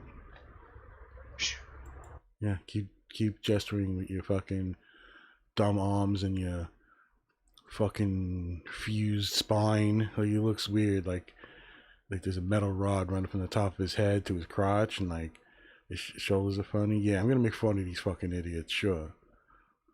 Fucking moron. And we have no way of knowing, because we were deprived of the right to inspect, if a single one of those ballots is legitimate. Okay, so we got a claim, and if it's found that it's true, fine. But what I've seen, and this is just me doing cursory stuff and whatever, is that all these claims are counted by at least one Republican saying, no, I was there, it was okay. So, whatever, okay. Well, yeah, show the proof. Go ahead. That is unheard of, it's illegal, it's unconstitutional, and we will be bringing an action challenging that. And I emphasize to you, it's only one of the many other infirmities in this election. Oh, nice use, infirmities. You are fucking witty. You are just wordsmith. I know this city has a sad history of voter fraud. After all, Joe Frazier is still voting here. Kind of hard since he died 5 years ago, but Joe continues to vote. If I recall correctly, Joe was a Republican, so maybe I shouldn't complain. But we should go see if Joe is voting Republican or Democrat now from the grave. Also, Will Smith's father has voted here twice since he died. I don't know how he votes because his vote is secret. In Philadelphia, they keep the votes of dead people secret. At least that is something that you can be commended for. All right, yeah. Okay, so this is all going to be proven. You're letting the people know, have hope. Trump's going to pull this out, but you just bring it up like sort of nonsense bullshit, because I could see errors being made all over the place. And I can also give in to the fact that there are idiots out there doing things. Fine. I'm not attacking the people of Philadelphia. Of course you're I'm not. attacking a decrepit democratic machine, Yeah. which has a lot of other reasons to be attacked. It's been around for 65 years. You keep electing the same people. The city gets no better. The crime goes way through the roof. The riots you have, the police stand by and watch it. Not because of the police, because you have a mayor that lets them stand by and watch it. You got to just... Without the Electoral College, Republicans would be gone, and you'd be a distant memory of old, white, fucking morons. With your token fucking people here and there. Fine. You know, there were certain things I liked about being conservative, or I don't know if I was ever right wing, but yeah, you know, but this isn't bullshit. District attorney who lets people go free. You are poorly served, ladies and gentlemen of Philadelphia. And then you got a political machine. mayors who let riots take place, district attorneys who set criminals free. I don't think they're going to care much about ballot fraud. This is outrageous. And enormously. Oh my God. Just, you know, come out, hit them hard, facts, bang, bang, bang, bang, bang. Even if you don't have the proof with you, straight to the point. Stop with the fucking theatrics. Stop with the, emoting certain things. And I'm not obviously not showing the fucking thing. And I don't even know if people can hear this fucking thing. I don't know how the levels are and stuff. But just stop inflecting this nonsense into your words. It's just get to the point. You know, just important contest with a very, very suspect method of voting. There was no security, zero. The people of this city, people of this country have no assurance at all. Into the chat, just fucking every once in a while, just trying to monitor things. So I'm listening to what the fuck is this called? Trump campaign holds press conference on voting in Philadelphia. Mind you, it's a tight shot. Giuliani and a bunch of idiots behind him, and these alternating red and blue Trump signs. But when it was pulled back and it was being shot, you could see it's a fucking garage door, and apparently it's between a dildo shop and a crematory. Oh boy. So far, that have given us statements, affidavits, recordings. We're going to have many, many witnesses. Okay. See? I don't mind that. I mean, if you can't bring all the evidence here, I don't have fucking crime works. I'm not a fucking, criminal investigator. Fine. We have affidavits, we have recordings, we have statements, we have eyewitness testimony. Okay, so you're leading towards this big thing that there was a real breach of security, an effort by the Democrats to bypass procedure and willingly, knowingly just greenlit all fake Biden votes. And I'm guessing he's lumping in the issues with dead people still being on a voting ballot, that type thing. So you can cherry pick things and build on your case, but okay, we'll see. Not a small case. It could be a big case. But I wanted you to get the flavor. But he has to show us small when he puts his fingers together and then two hands big, Okay. What happened to the guy who's not wearing the mask that he was pulled away? He walked off. I don't know what happened to him. I'm worried now. Oh no. Of it here in Philadelphia, because we also have to alert the people of Pittsburgh that the same fraud was done to them as here. And I'll also add, same thing was done in Georgia.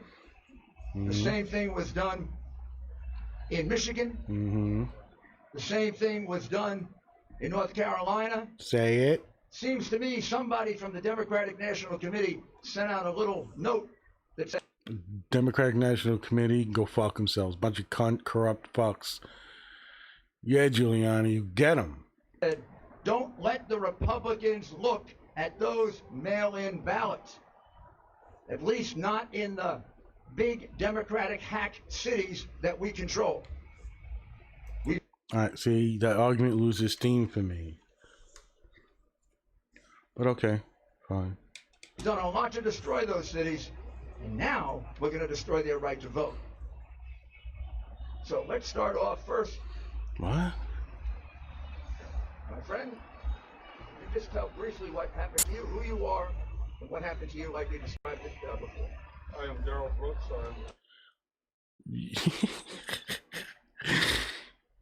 Shake my hand. I'm gonna point down at these papers I have and tell us what you. This looks weird. Get closer to the mic. Start by saying, spelling your first and last name, please. Thank you. Get closer to the mic. Take your mask off. Mind you, he's like 11, almost a foot away from Giuliani, but he's about a foot and a half taller. Big guy. Yeah, he's tall to be. You gotta lean into the mic. Let's see what happens. Daryl Brooks, Philadelphia resident. Daryl Brooks, Philadelphia resident, on the scene. For about 2 years, I come out here to support our president, and this is one of the reasons why I wanted to be on the go to the polls to watch. A lot of us were excited about the president winning a second term, and a lot of individuals, African Americans in Philadelphia, were especially men, were talking. All right, this is narrative bullshit. Okay, tell us what happened to you, what you witnessed. I'll grant it. You're a black man.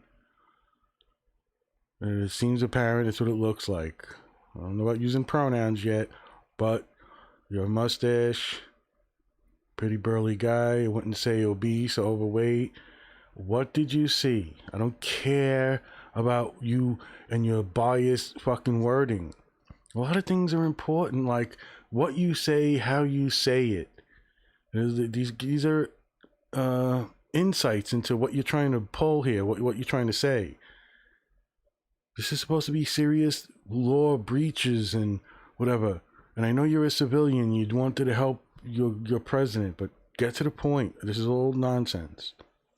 Talking about the 401k plan and how they were excited because they're financed. So when I go to the poll, it was basically they put us at 20 feet away. And they said no cameras, no phones, you cannot take pictures. I was even harassed by some of the Democratic Party poll watchers, and that is also recorded. And then next thing you know, it was 6 feet away, and they still would not allow us to see anything that was happening. We saw people working on the ballots, but we didn't know any names. We didn't see anything. We don't know if people voted twice or three. Okay. So you were allowed to, you were at 20 feet. I said 25 feet. So you were allowed to go 6 feet. But you still couldn't make out. All right. So I'll try to think of this in a way where you're working the register at a diner. And you're far enough away that you could see the waitress pocketing money, but you can't see the dollar bills. I mean, is basically what the watchers are supposed to do to see if there's any shady shifting of things. So I'm going to grant that before the virus, before, let's call the nonsense from Democrats or whatever, that these watchers were able to kind of lean over, like see a name and make sure like the ballot's okay. See, I thought that that's what the poll workers are for, and they're observing to make sure no one's like taking something out of their pocket, putting it in, they're getting the right envelope. Now, is it the I can't see the name on the ballot and stuff like? Okay, these okay. I'm gonna give it that it's legit.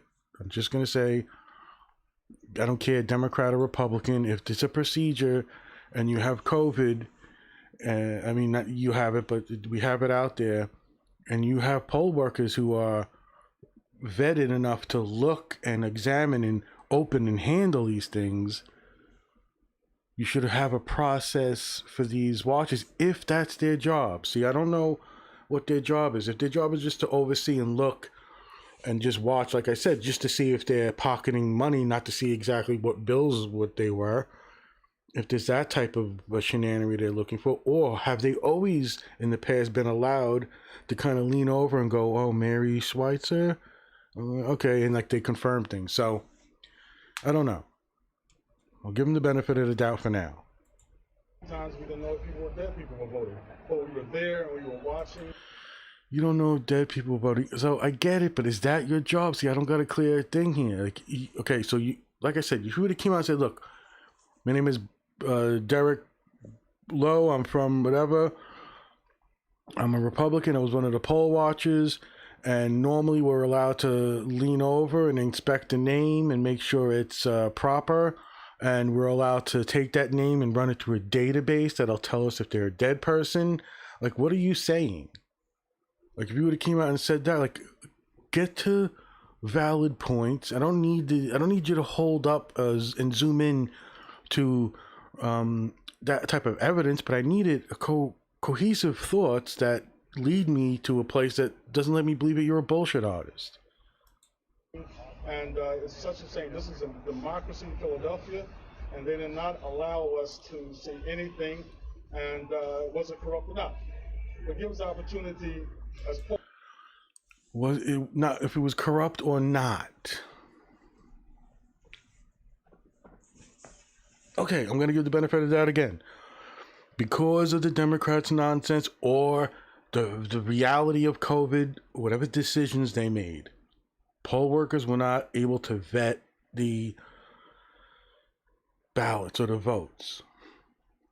If they were always allowed to do that and it was part of the norm, I can see it being a legit argument. However, that means the Democratic poll workers had the same issue.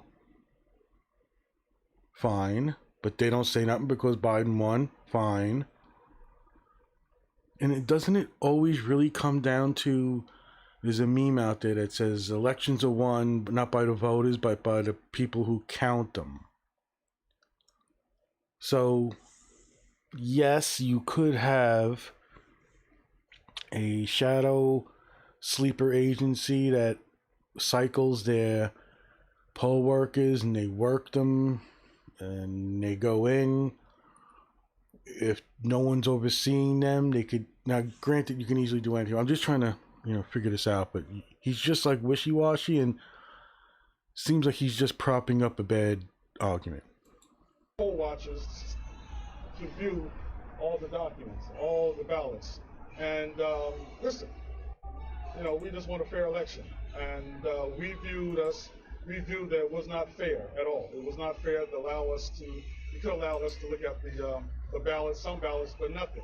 And the guy behind him shaking his head. See, these feel like props. Like you've inserted prop fake actor people with real people, and you try to like give them prep on what they should say. We were kept away from everything. And then he looks over to Giuliani to confirm he's done or he said enough. It don't feel right, but I'm going to give him the benefit of the doubt. Poll watchers are supposed to vet or be able to vet things, and they weren't. Fine if that was normally the case. If they did just to oversee, people's procedure process, like they take the pile from the left, they open it up, like, so whatever.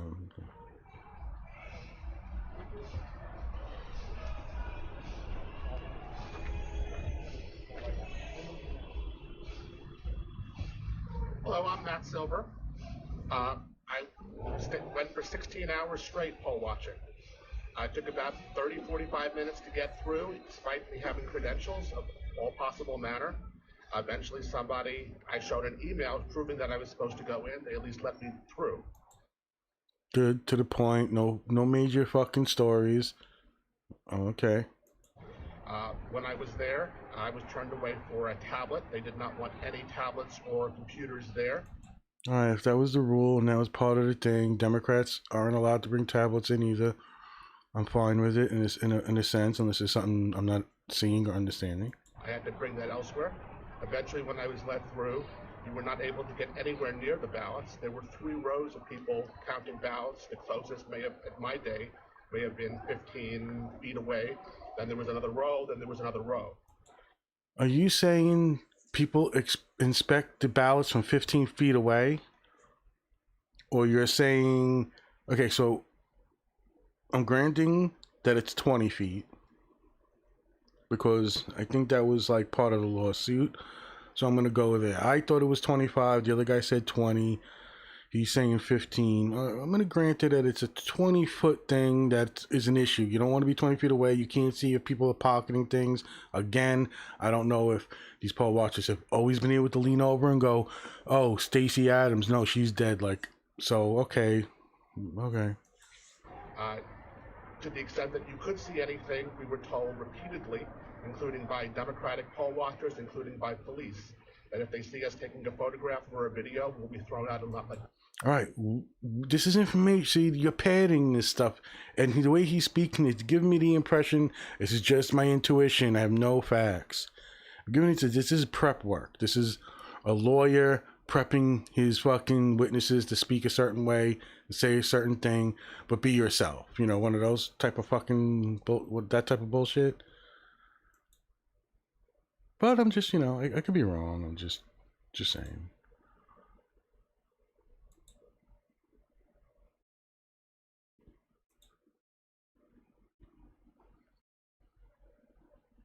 All right, what was I?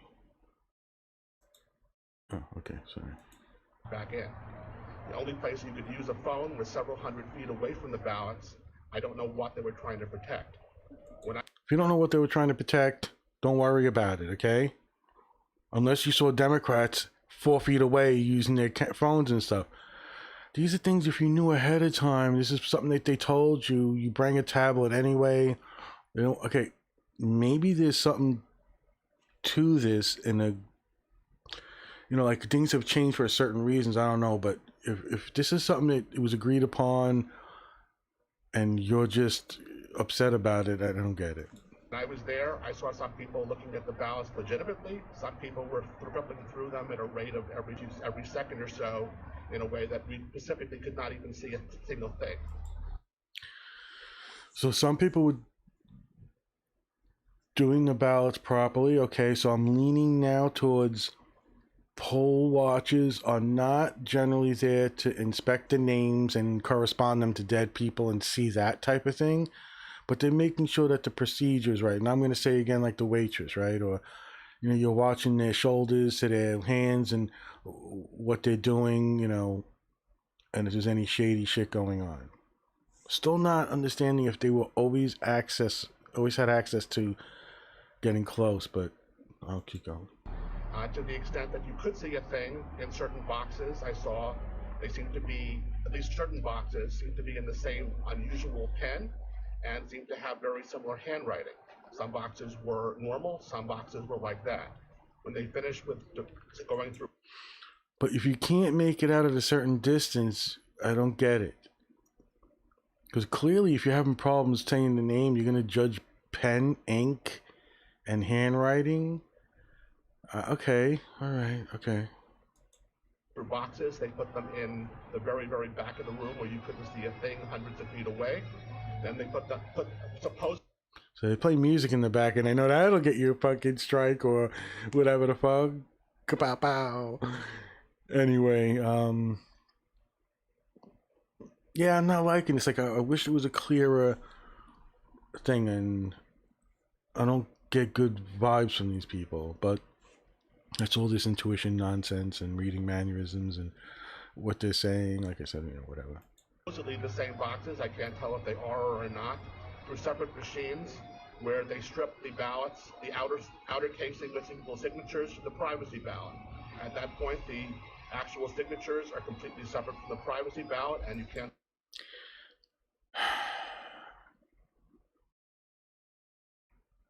All right, you're having problems. I see. Okay. And they'll never be able to be tracked back. What I saw was disturbing, and the process seemed to be specifically so we could not observe, and also so we could not challenge. The only way to challenge something was to call an individual called Steph, who was in the back of the room, who could speak to people. So you had an option to challenge things. You had to call someone from the back. Again, I'm not liking where this is going because you're saying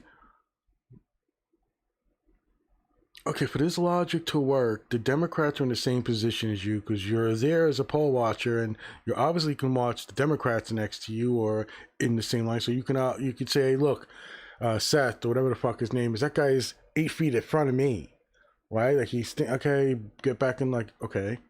So all those Democrats are. So you're saying that the people doing the fucking work, the actual ballot watch.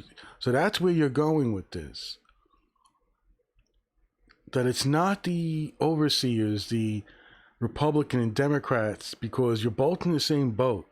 You're both far away. You can't make out letters. You can't make out ink, or you're trying to, and you can kind of see there are boxes that are checked off. Okay, I get it. I've been to DMV. I kind of get the, right? But what you're saying is that the people that are sitting there doing that work, whoever they are, those people wanted Biden, figure it out, and it's just doing buffers. But in any case, when this happens, I am just typing into the chat and just seeing if it comes up. So that looks good. So I'm getting intermittent issues here, and I don't think it has anything to do with my Wi-Fi repeater thing. It's to do with the adapter itself. Okay. All right. Now we're getting here with this press conference, and this guy is saying, I'm a lawyer. I got vetted by some Republican committee and whatever, and I'm not just a maniac, whatever, lying actor, whatever. Fine, granted, I'm giving benefit of the doubt. You're good. You're on the up and up. I asked the individuals in the group who were the most senior, and again, We'll take questions later. I think, okay, so what I'm getting from this is that some people behind the cameras or the press around are thinking like I'm thinking, in a sense where I'm stopping it and like talking into the mic and to my no audience and just kind of saying my thoughts about why aren't we getting deeper into this? What does that mean? And Giuliani just said, we'll save questions for afterwards. When you moved 6 feet closer, as far as you knew, was that based on a court order? I assume it was a court order. In no case was I closer than 15 feet from anyone counting. Did they move 6 feet further away? The closest row for me was 15, 20 feet away. Then there was another row 15, 20 feet beyond that counting, then another 15, 20 beyond that. The only thing I could see at all was the row closest to me. So, clarifying a little bit in my head, the court did not say you were 25 feet and we're allowing you to get 6 feet away. I'm guessing that the judge said you can go from 25 feet to 19 feet, or if it was 20 feet to 14 feet. The way he's describing it, 15 feet away. So I might be mistaken. I might have been describing that wrongly. I'm not sure if it's changing my impressions of things, but it's gonna at least inform me a little bit that, okay, so whatever the number was, if it was you were 20 feet away, they bring it to court, the judge says, you know what, yeah, you can get 6 feet closer. That means you can, get 6 feet closer, not be 6 feet away. Now, with that in mind, from 15 feet away, you're not seeing shit. So it makes the stories seem a little more absurd, like, oh, the ink, the signature, I could see some boxes. I find that hard to believe, but hey, look, there could be people with superior eyesight, so thank you in a way for that person behind the camera trying to figure this out, because, I'm down to fucking shit on the Democrats. I'm down to expose the lies. I mean, I'm more interested in the truth than feelings. And again, how were you selected? Selected by the Philadelphia Republican Party. And credentialed by them? Yes. Okay, thank you. And we'll have one. Lizette, would you speak to the other group that were not allowed access, which is another? You're leading the, what is it? You're leading the witness. You guys are like nervous. And those two people who just spoke, first the The black gentleman and the white guy who looks like Newman a little bit. They're gone, meaning they're not standing by the wall anymore. Now we got a woman coming up.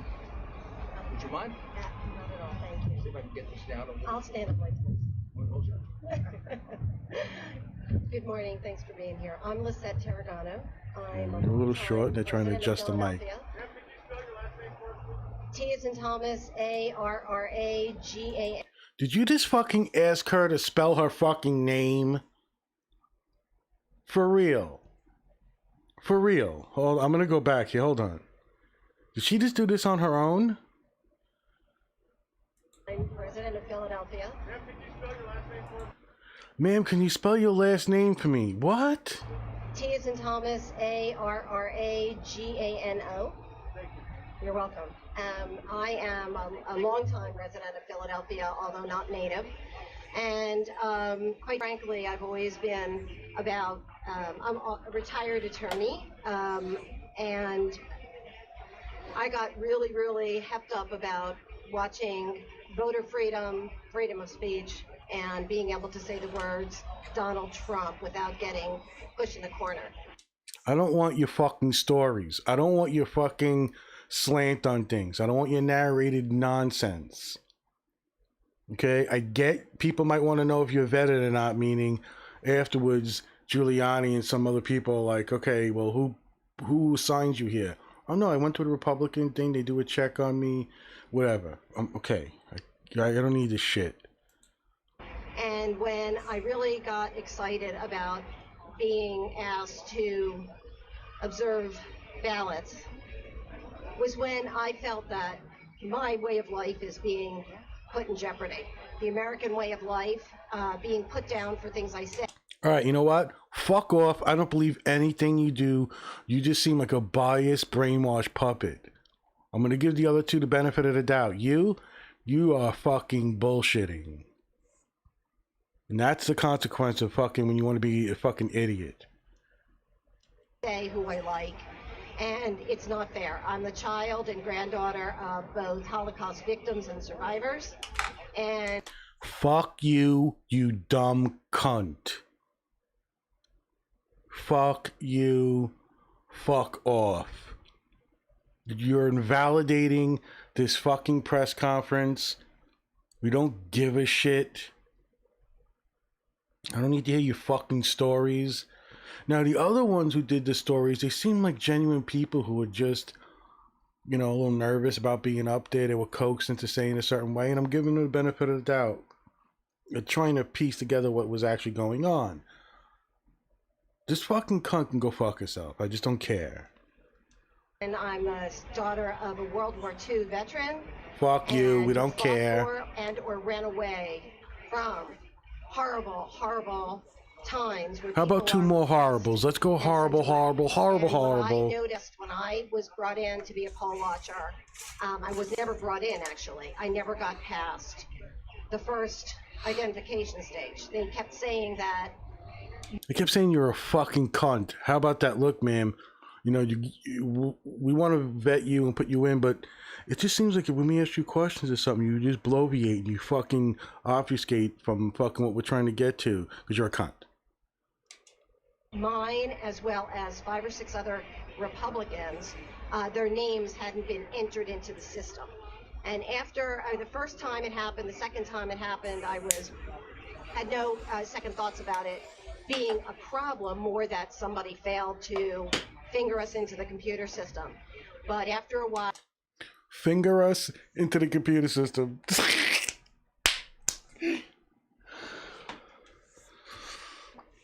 Oh, fucking Mauler, where are you? Mauler's a channel I enjoy. You should check him out. He's long man bad.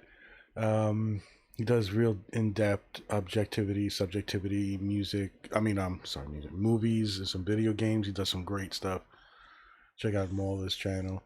Unbridled Rage is funny. He's actually done an Unbridled Praise, by the way, and he has a subset, a sister channel, Mueller, and they do like a panel type, what's it called, EFAP? Anyway, I could see him now with his notepad open, taking these sentences like and typing them in, because people do these. They on his Mola channel, he does his own thing with in-depth stuff, mostly here and there. Some games and some movies. And on the Mueller, when they get together, they'll take people's response videos and like, what is EFAP? Every frame a pause, and they takes them like 5 fucking hours to get through. It's a 7-minute video, and it's funny. But anyway, he just reminded me like that's what he'd be doing right now. What I witnessed, and I said to Mr. Giuliani before, in a morbid curiosity, staring at, I felt insidious fraud going on. I felt that we were kept away from doing. I don't care what you fucking feel, okay? I don't care what you felt. I don't care what your intuitions are. I want to know facts, okay? Or at least your representation of them. I saw someone take a ballot out of their pocket and put it on the table, and that's bullshit. I called over Seth, and Seth didn't do nothing. I called Mr. No, I don't care what you fucking feel. You're obviously a fucking cunt, and you're just so fucking right-wing, it's not funny. Our civil duty, that was everybody on both parties should be upset about. This is horrible. We're being restricted. We're being restrained. And I see this nothing as the insidious nature of the Philadelphia and Pennsylvania governments who are keeping us away from doing what we were meant to do. Thank you. Thank you. Was that the other 1, 2, 3? Fuck.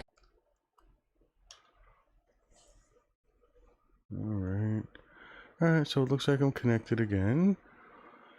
And it is 9:49, 9:50 p.m., 11/8/2020. I am Joseph F. Ulsis, Addiction Master.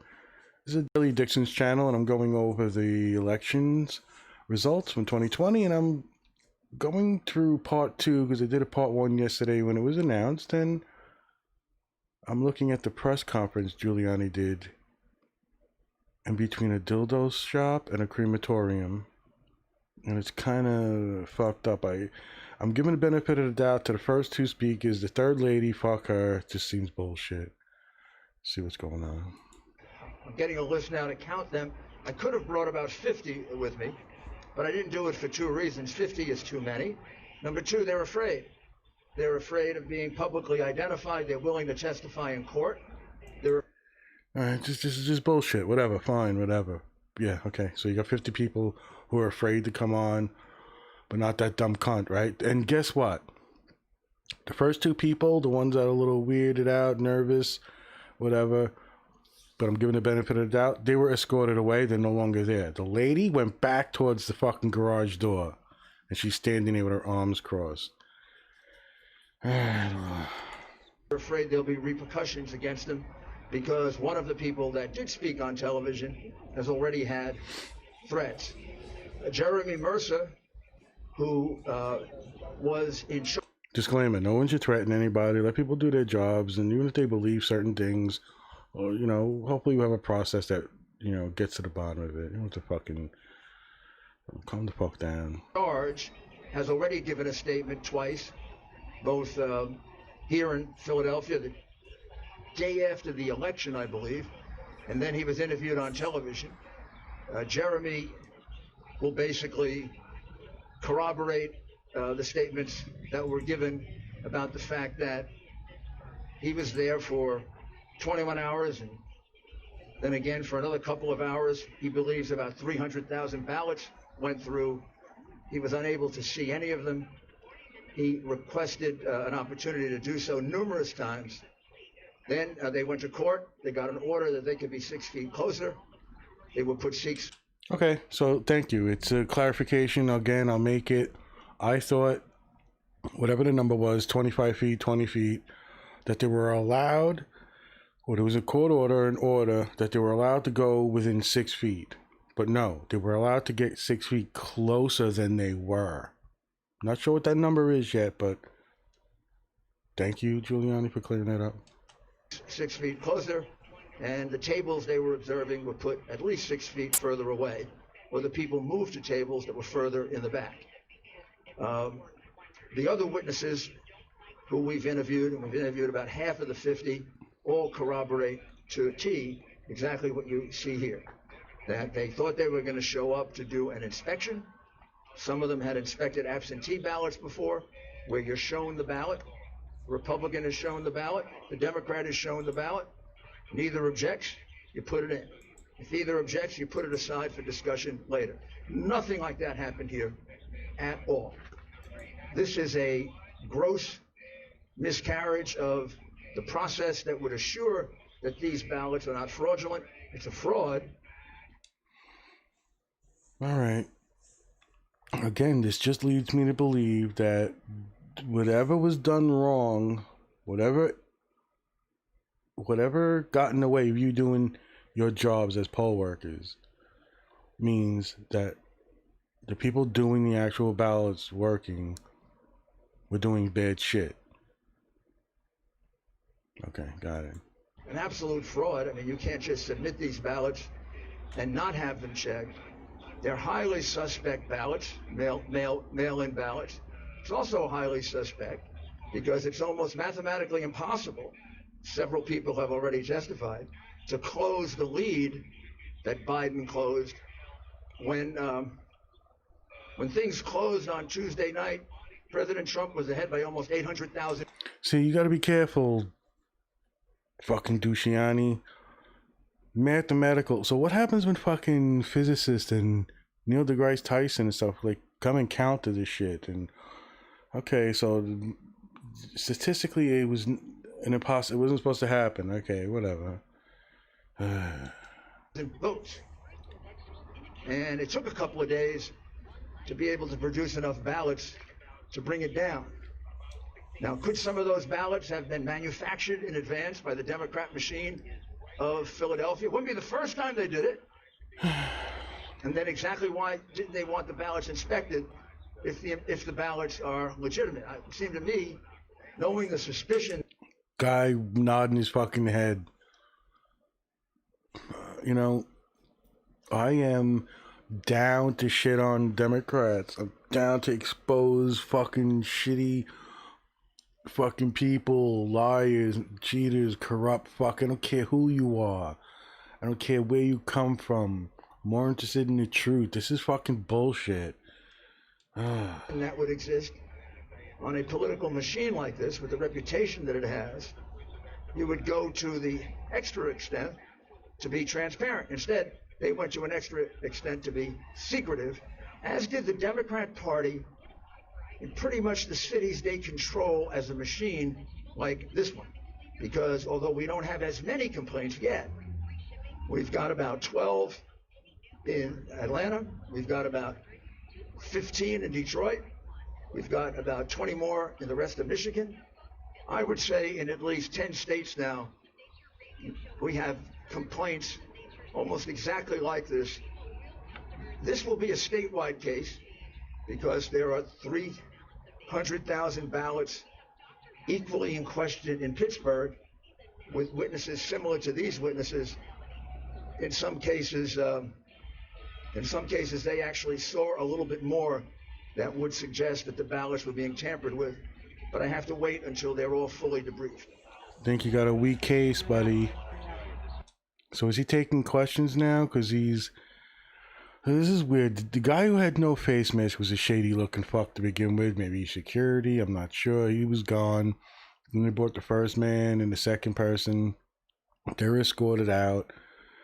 There's been 3 people who have been just nodding and looking. One's directly behind Giuliani. You can't even fucking see him. Once in a while you see that there's a person there. And the woman who talked went back to that line. You know. The race has been called for former Vice President Joe Biden. What would it take at this point for President Trump to concede, number one? Number two, Someone's asking him at this point if things are, I'm guessing if it doesn't go your way, is Trump going to do a concession speech? Or what would it take? What evidence, concrete evidence, can you point to that the ballots themselves, not the people? So now they asked if Trump would do a concession speech, what would make him do it?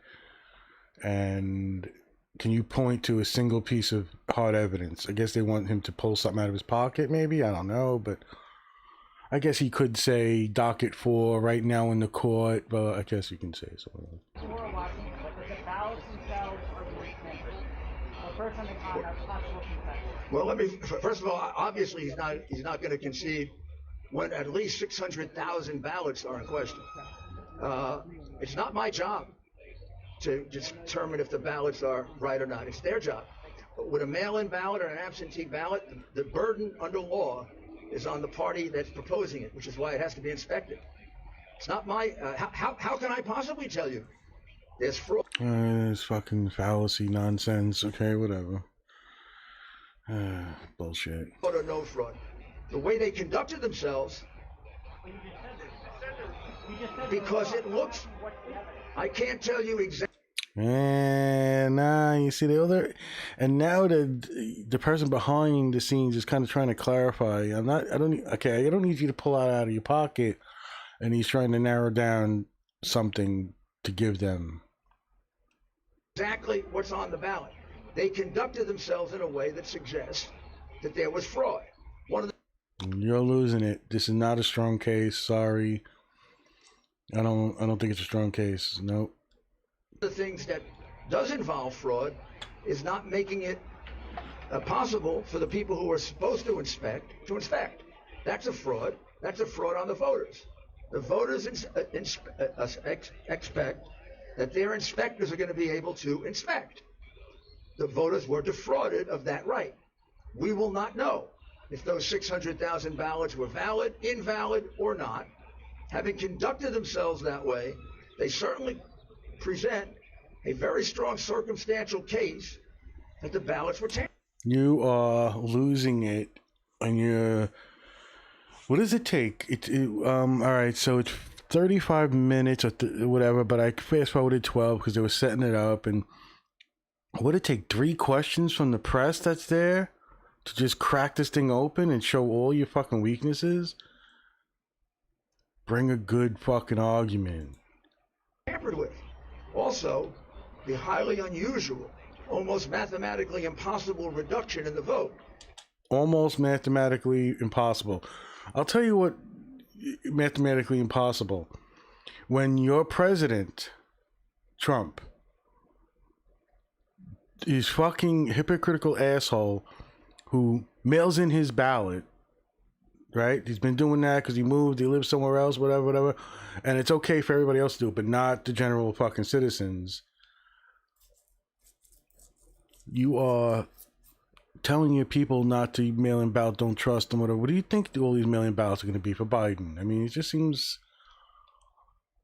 like common sense. In that period of time, also raises the question that the ballots were tampered with. So they've done everything they can. You know what? Everybody dancing and spontaneously singing in the streets is also an indication of something. The fact that 7 out of 8 Democrats have won a popular vote, and without the Electoral College, Republicans would never hold fucking major positions is also another indication. The world has changed, right? You gotta fucking adapt and give and take a little. You're just being an asshole. And to yell out to you we were tampering with the ballots without being stupid enough to show it to you. They kept our inspectors away. They kept our inspectors away uniformly. I don't think we're going to find a single Republican that ever got to look at one of those ballots when the law requires that we are allowed to look at them. Okay, see? All right. So now a little bit more has been clarified to me. According to him, I'm guessing poll workers, Republicans and Democrats, are supposed to be allowed to inspect the ballot enough to distinguish the, so I'm not sure if that means they can hold it. I don't know, but that's what I'm indicating. That was a question I had before. They did it here and they did it in Pittsburgh. That can't be a coincidence. How do they figure out in Pittsburgh they should do the same thing that happened here? And they didn't do it in other places. One might say that's a mathematical impossibility. That doesn't work well for your case. Sorry, I'm going to ask Corey Lewandowski to explain his experience. You're a lawyer. You're a well-known lawyer. You're the president's lawyer. Now, I said I'm going to have... You're a lawyer, you're the president's lawyer. And then he named some fucking clown, I don't know, some fucking guy's name. And this guy looked like he's been prepped really well. But he just got on the mic. Appreciate you being here today. Let me just... Oh, yeah, he's got the strong voice, confident swagger of a semi-politician, possibly. Real douchebag, you can tell. Not like the first two guys who I generally gave the benefit of the doubt to. give you one concrete example, not anecdotal, but concrete example of what we believe to be valid voter fraud in the state of Pennsylvania. Give it to me. I draw your attention to an obituary listed for one Denise Ondish in Allegheny County, born 9/10/1946, deceased 10/22/2020. Her application to vote was received on 10/23, the day after she died. It was then mailed by the county back to her on 10/24/2020, 2 days after she had legally passed away. And the ballot was then received back at the county office on November 2nd, 2020. And when you go to the Secretary of State's website today, it says that she voted in this election, effective November 2nd, 2020, a full 9 days after Miss Ondish of Allegheny County passed away. You're a dick. You're such a fucking moron. I'm so fucking aggravated looking at your face and your voice. All right. You're going to bring a case about someone who arguably died 2 days to 9 days after trying to prepare her fucking vote or family. Like, these things happened for years that you're like, okay, like people fucking get their dead relatives to get Social Security, right? I mean, you're fucking cherry picking a fucking issue here that could be real or not, and it just doesn't fucking matter. This is not, excuse me, this is not empirical. He's putting up his fucking finger, stopping the fucking questions, because we know you're a fucking jerk off. This is not anecdotal. This is hard evidence, and if you do your jobs from the media, I'm sure you'll find additional examples. And Aww, boogie. Fucking, this reminds me of the fucking police union jerk-offs. Those meatheads who fucking walk around, get on the fucking mic, and then fucking strut around like fucking idiots from a Sopranos show. Right? These fucking, you can go fuck yourself. You and that cunt next to you. I bet this guy's somebody, right? Like, you could tell he's fucking, what a scumbag. this will be one of many that we... One of many, but it's garbage. It's meaningless. Meaningless. Now, if you want to tell me there's fucking 1,800 people who've been dead for 12 years that have been caught, and you got that evidence, like, yeah, I get it. Like, someone went through a process, but you're talking about someone who potentially died 2 days to 9 days after votes were counted? Like, are you fucking kidding me? We will be filing with the court. Thank you very much. People yelling, do your job. What does he say on his shirt?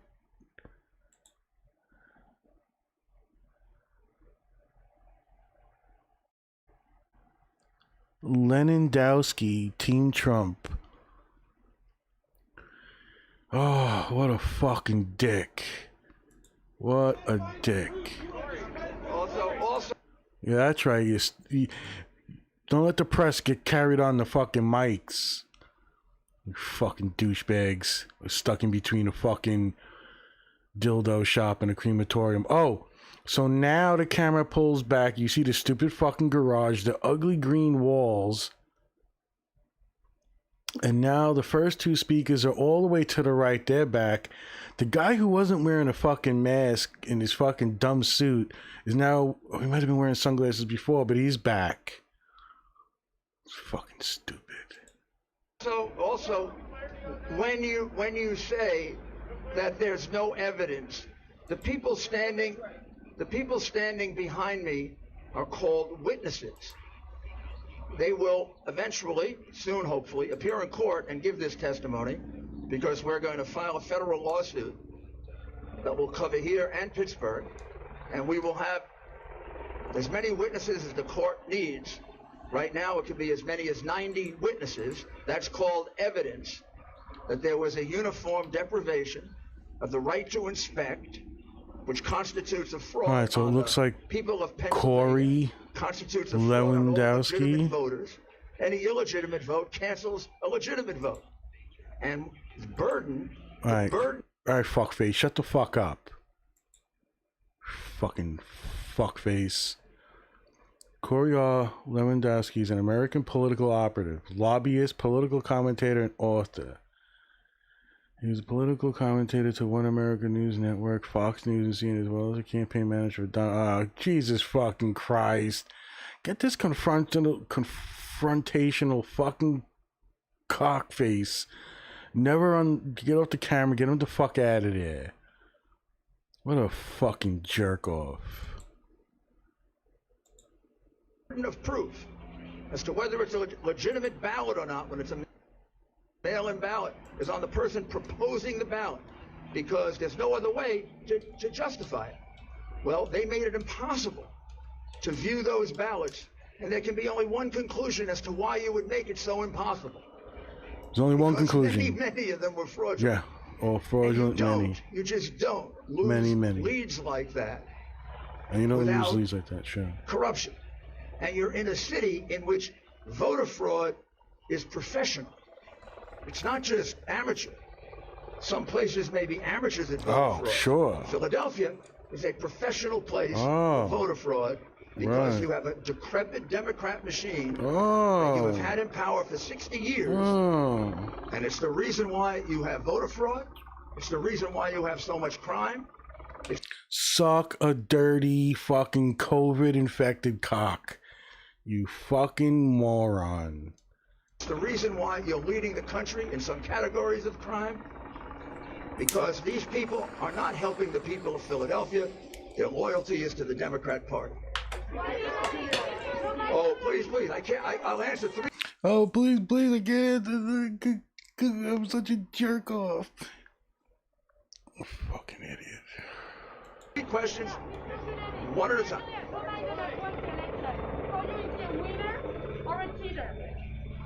I'm sorry, I didn't understand that. Wiener?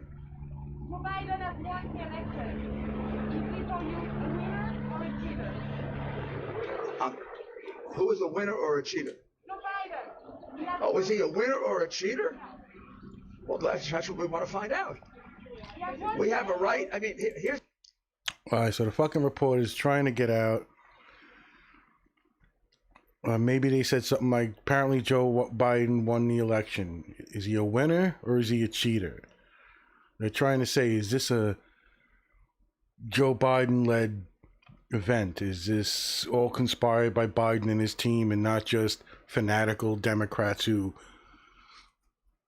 are fucking screaming with their blue hair and their pink fucking hair? I guess that's what they're getting at. Here's what I can say about this evidence. This evidence is overpowering in that it suggests we need a very, very detailed hearing. We have to find out exactly how many ballots are implicated, how many ballots were not inspected. The estimates I have so far. Sounds like you just want to muck up the system until Trump is kicked out of the White House, to be honest, but okay. We haven't finished this investigation. There was about 150 to 200,000 ballots here and about 300,000 ballots in Pittsburgh. It may be more, it may be less. Now that's very serious, because the margin of victory, after being behind by 800,000, was only about 40,000. And it's a little odd that every vote from Tuesday on was all for the one candidate. There's also a very strange thing that happened, which will be part of our case. At some point during the process, when the lead of President Trump reduced from something like 50,000 to 30,000.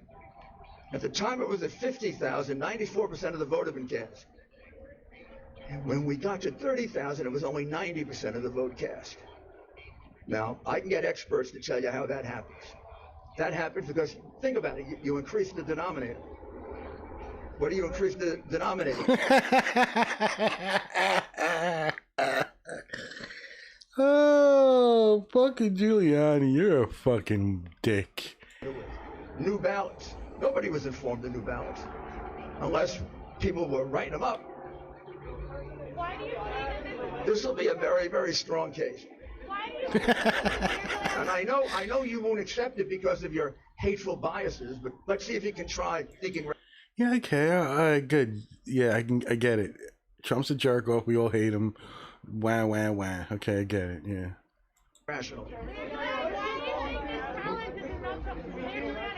do you think this legal challenge is enough to overturn the poll that was already made for Joe Biden? The poll? Why do you think this? Do you think this evidence is strong enough to overturn the polls? And I guess they're saying Joe Biden was called. Is this strong enough to overturn? This is a clip I think I played before. This is the clip is from taken from this. Right? Because they don't decide the election. The call for Joe Biden is it? Who was it called by? Polls, they don't say nothing, and then who's it called by? And media. Which media? All media, right? Oh my goodness. Now he's theoretic, and now the guy who was only nodding in the back, you can see the stupid smile on his face. I'm so proud of Giuliani. All the networks. Wow. He's gonna go up. Go fuck yourself. You look like a dick. You look like a jerk off, and you fucking Trumpsters are fucking salivating right now. All fucking Neanderthal cavemen. All the networks. We have to forget about the law. When he's looking up at the fucking heavens with his arms spread. This is a fucking jerk off. Judges don't count. Yeah, asshat. Keep nodding your fucking head now that you're done smiling at his fucking looking up to the sky for answers. Oh, fuck. Now I can see the guy behind fucking Giuliani. And I don't know if he's a skeleton. He's fucking half dead or whatever, but okay. All the networks thought Biden was going to win by 10%. Gee, what happened? Baldy, what happened? They were wrong. Oh my God. They predicted Hillary would win by 95. Who fuck cares? Come on, don't be ridiculous. Networks don't get to decide elections. Yeah, we heard that fucking stupid line and it had been fucking all over Twitter. Fucking idiots. Fucking 7-year-olds. Let's do. Your legal recourse will be enough to overtake that call. Of course, courts set aside elections when they're illegal. In this particular case, I don't set aside elections when they're illegal. know if there's enough evidence to set aside the entire election. Certainly not around the country, maybe in Pennsylvania. However, maybe not around the country, but in Pennsylvania, however, yeah. There certainly is enough evidence to disqualify a certain number of ballots. The ballots that were not properly inspected should be thrown out. And I saw a fucking meme. It was pretty funny. It was, I think they're using the Hillary and Obama laughing meme, and they're like, and so he made us recount, and we watched him lose twice, and they're laughing like, okay. And that number of ballots should be taken out of the count. That could affect the election.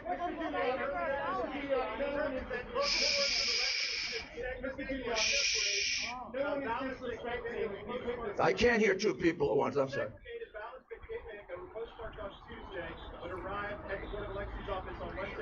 That's a whole new issue.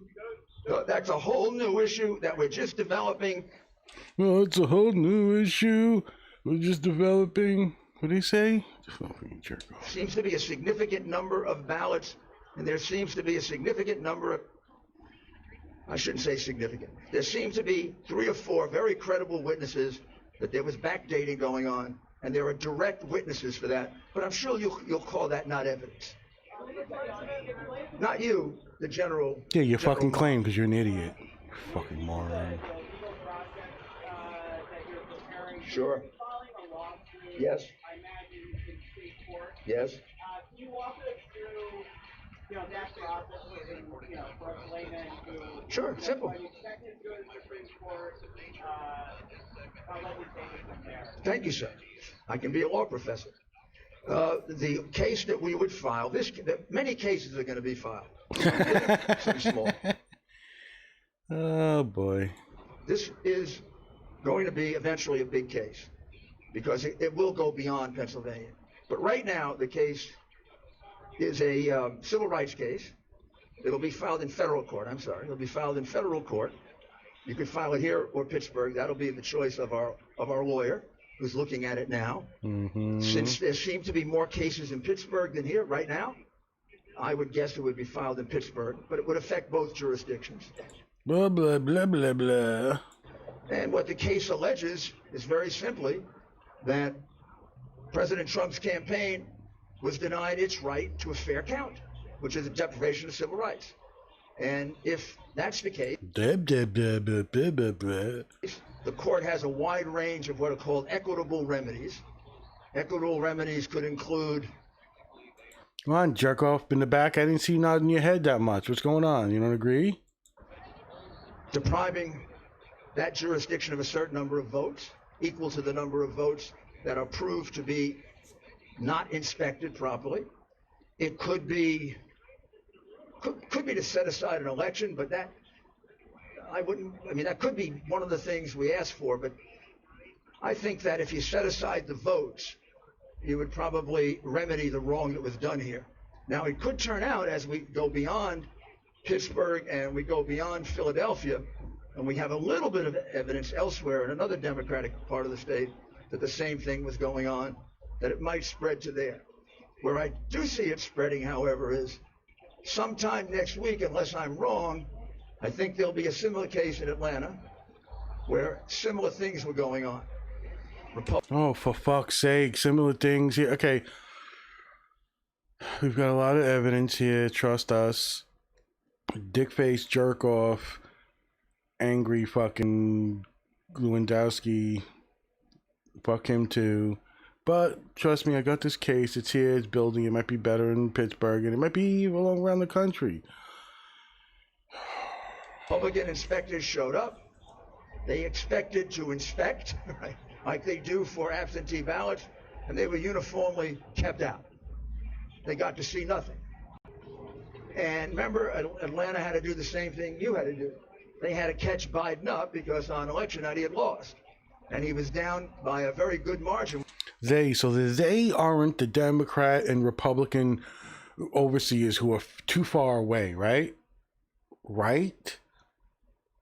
The system that's in place, that the people who are counting the ballots, the people who are driving them, the people who are, those are the people who are against Trump and are making sure fake, shitty ballots were approved for Biden. Okay. With only 85% to go. Something very similar happened in Michigan, Wisconsin, can't say Arizona, but in almost every state where President Trump had a lead going into the end of election night, some of the leads looking almost mathematically impossible to undo with the 5%, 10%, 20% of the vote. In almost all of those, this practice was followed. And I'm right now trying to find, did we get to see any ballots that were used for that purpose? If that's the case, then we have a massive nationwide lawsuit. So it could affect more than one state. But right now, the one that it definitely affects. All right, so the asshole who wasn't wearing a fucking mask, who disappeared for a while, who came back, just leaned over and whispered something in his ear. I'm not sure if that means, Julian, we got 10 minutes left or whatever the fuck. The state of Pennsylvania in a very, very big way. But it's not the only infirmity in this state.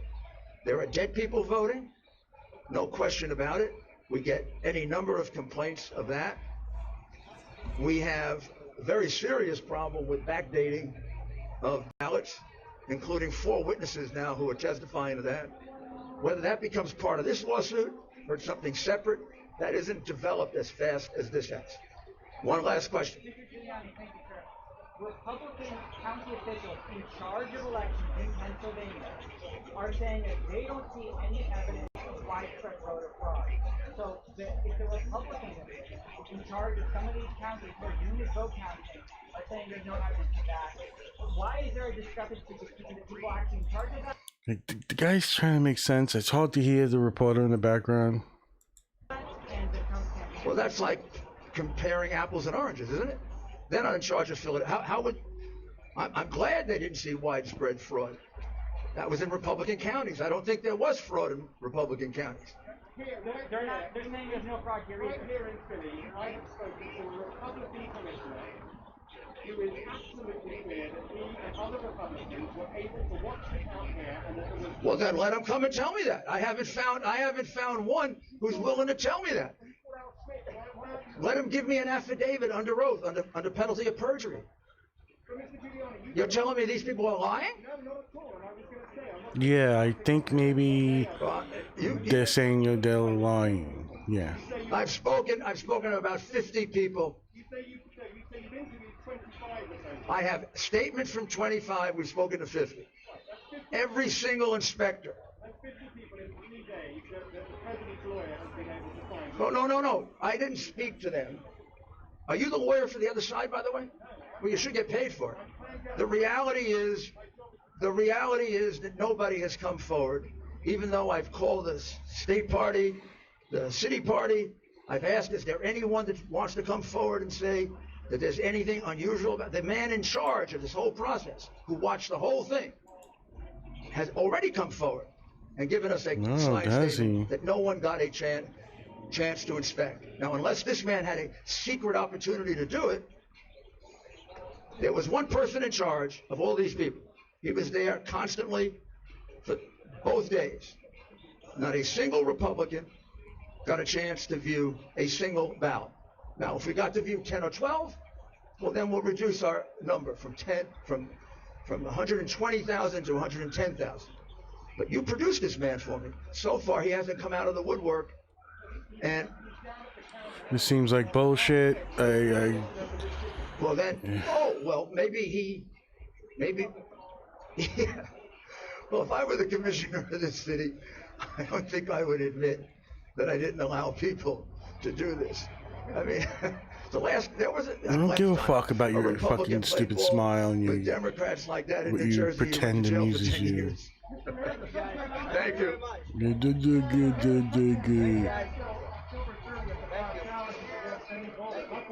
Alright, so I think it's over. The cunt had to fucking say, we're not in that period. I might have shut the volume off for you guys with this, but oh boy, I'm gonna pull back. I want to see the dildo shop. And now they're breaking up. So there you go.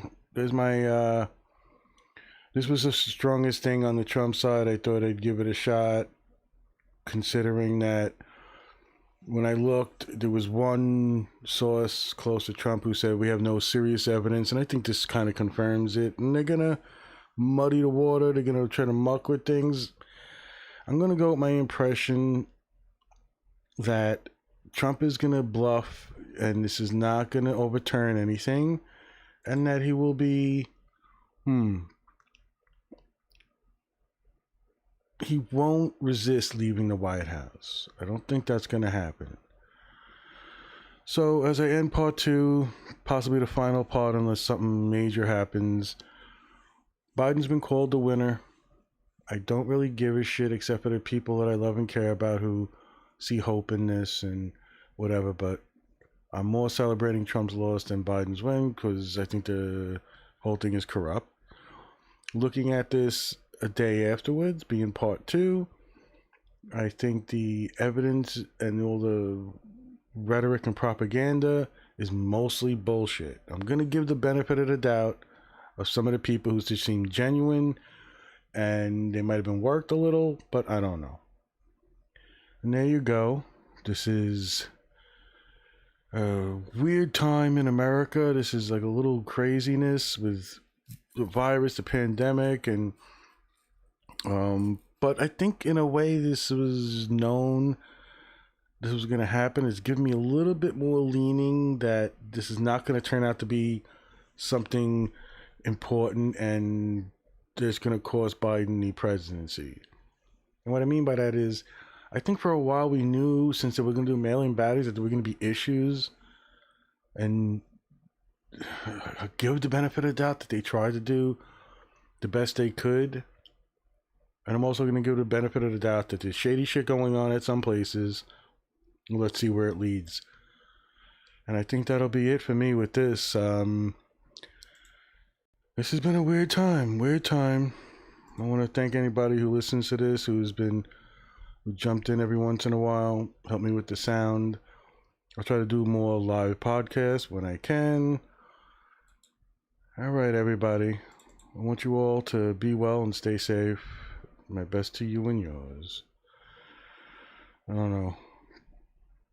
Some of that shit just set me off. I didn't like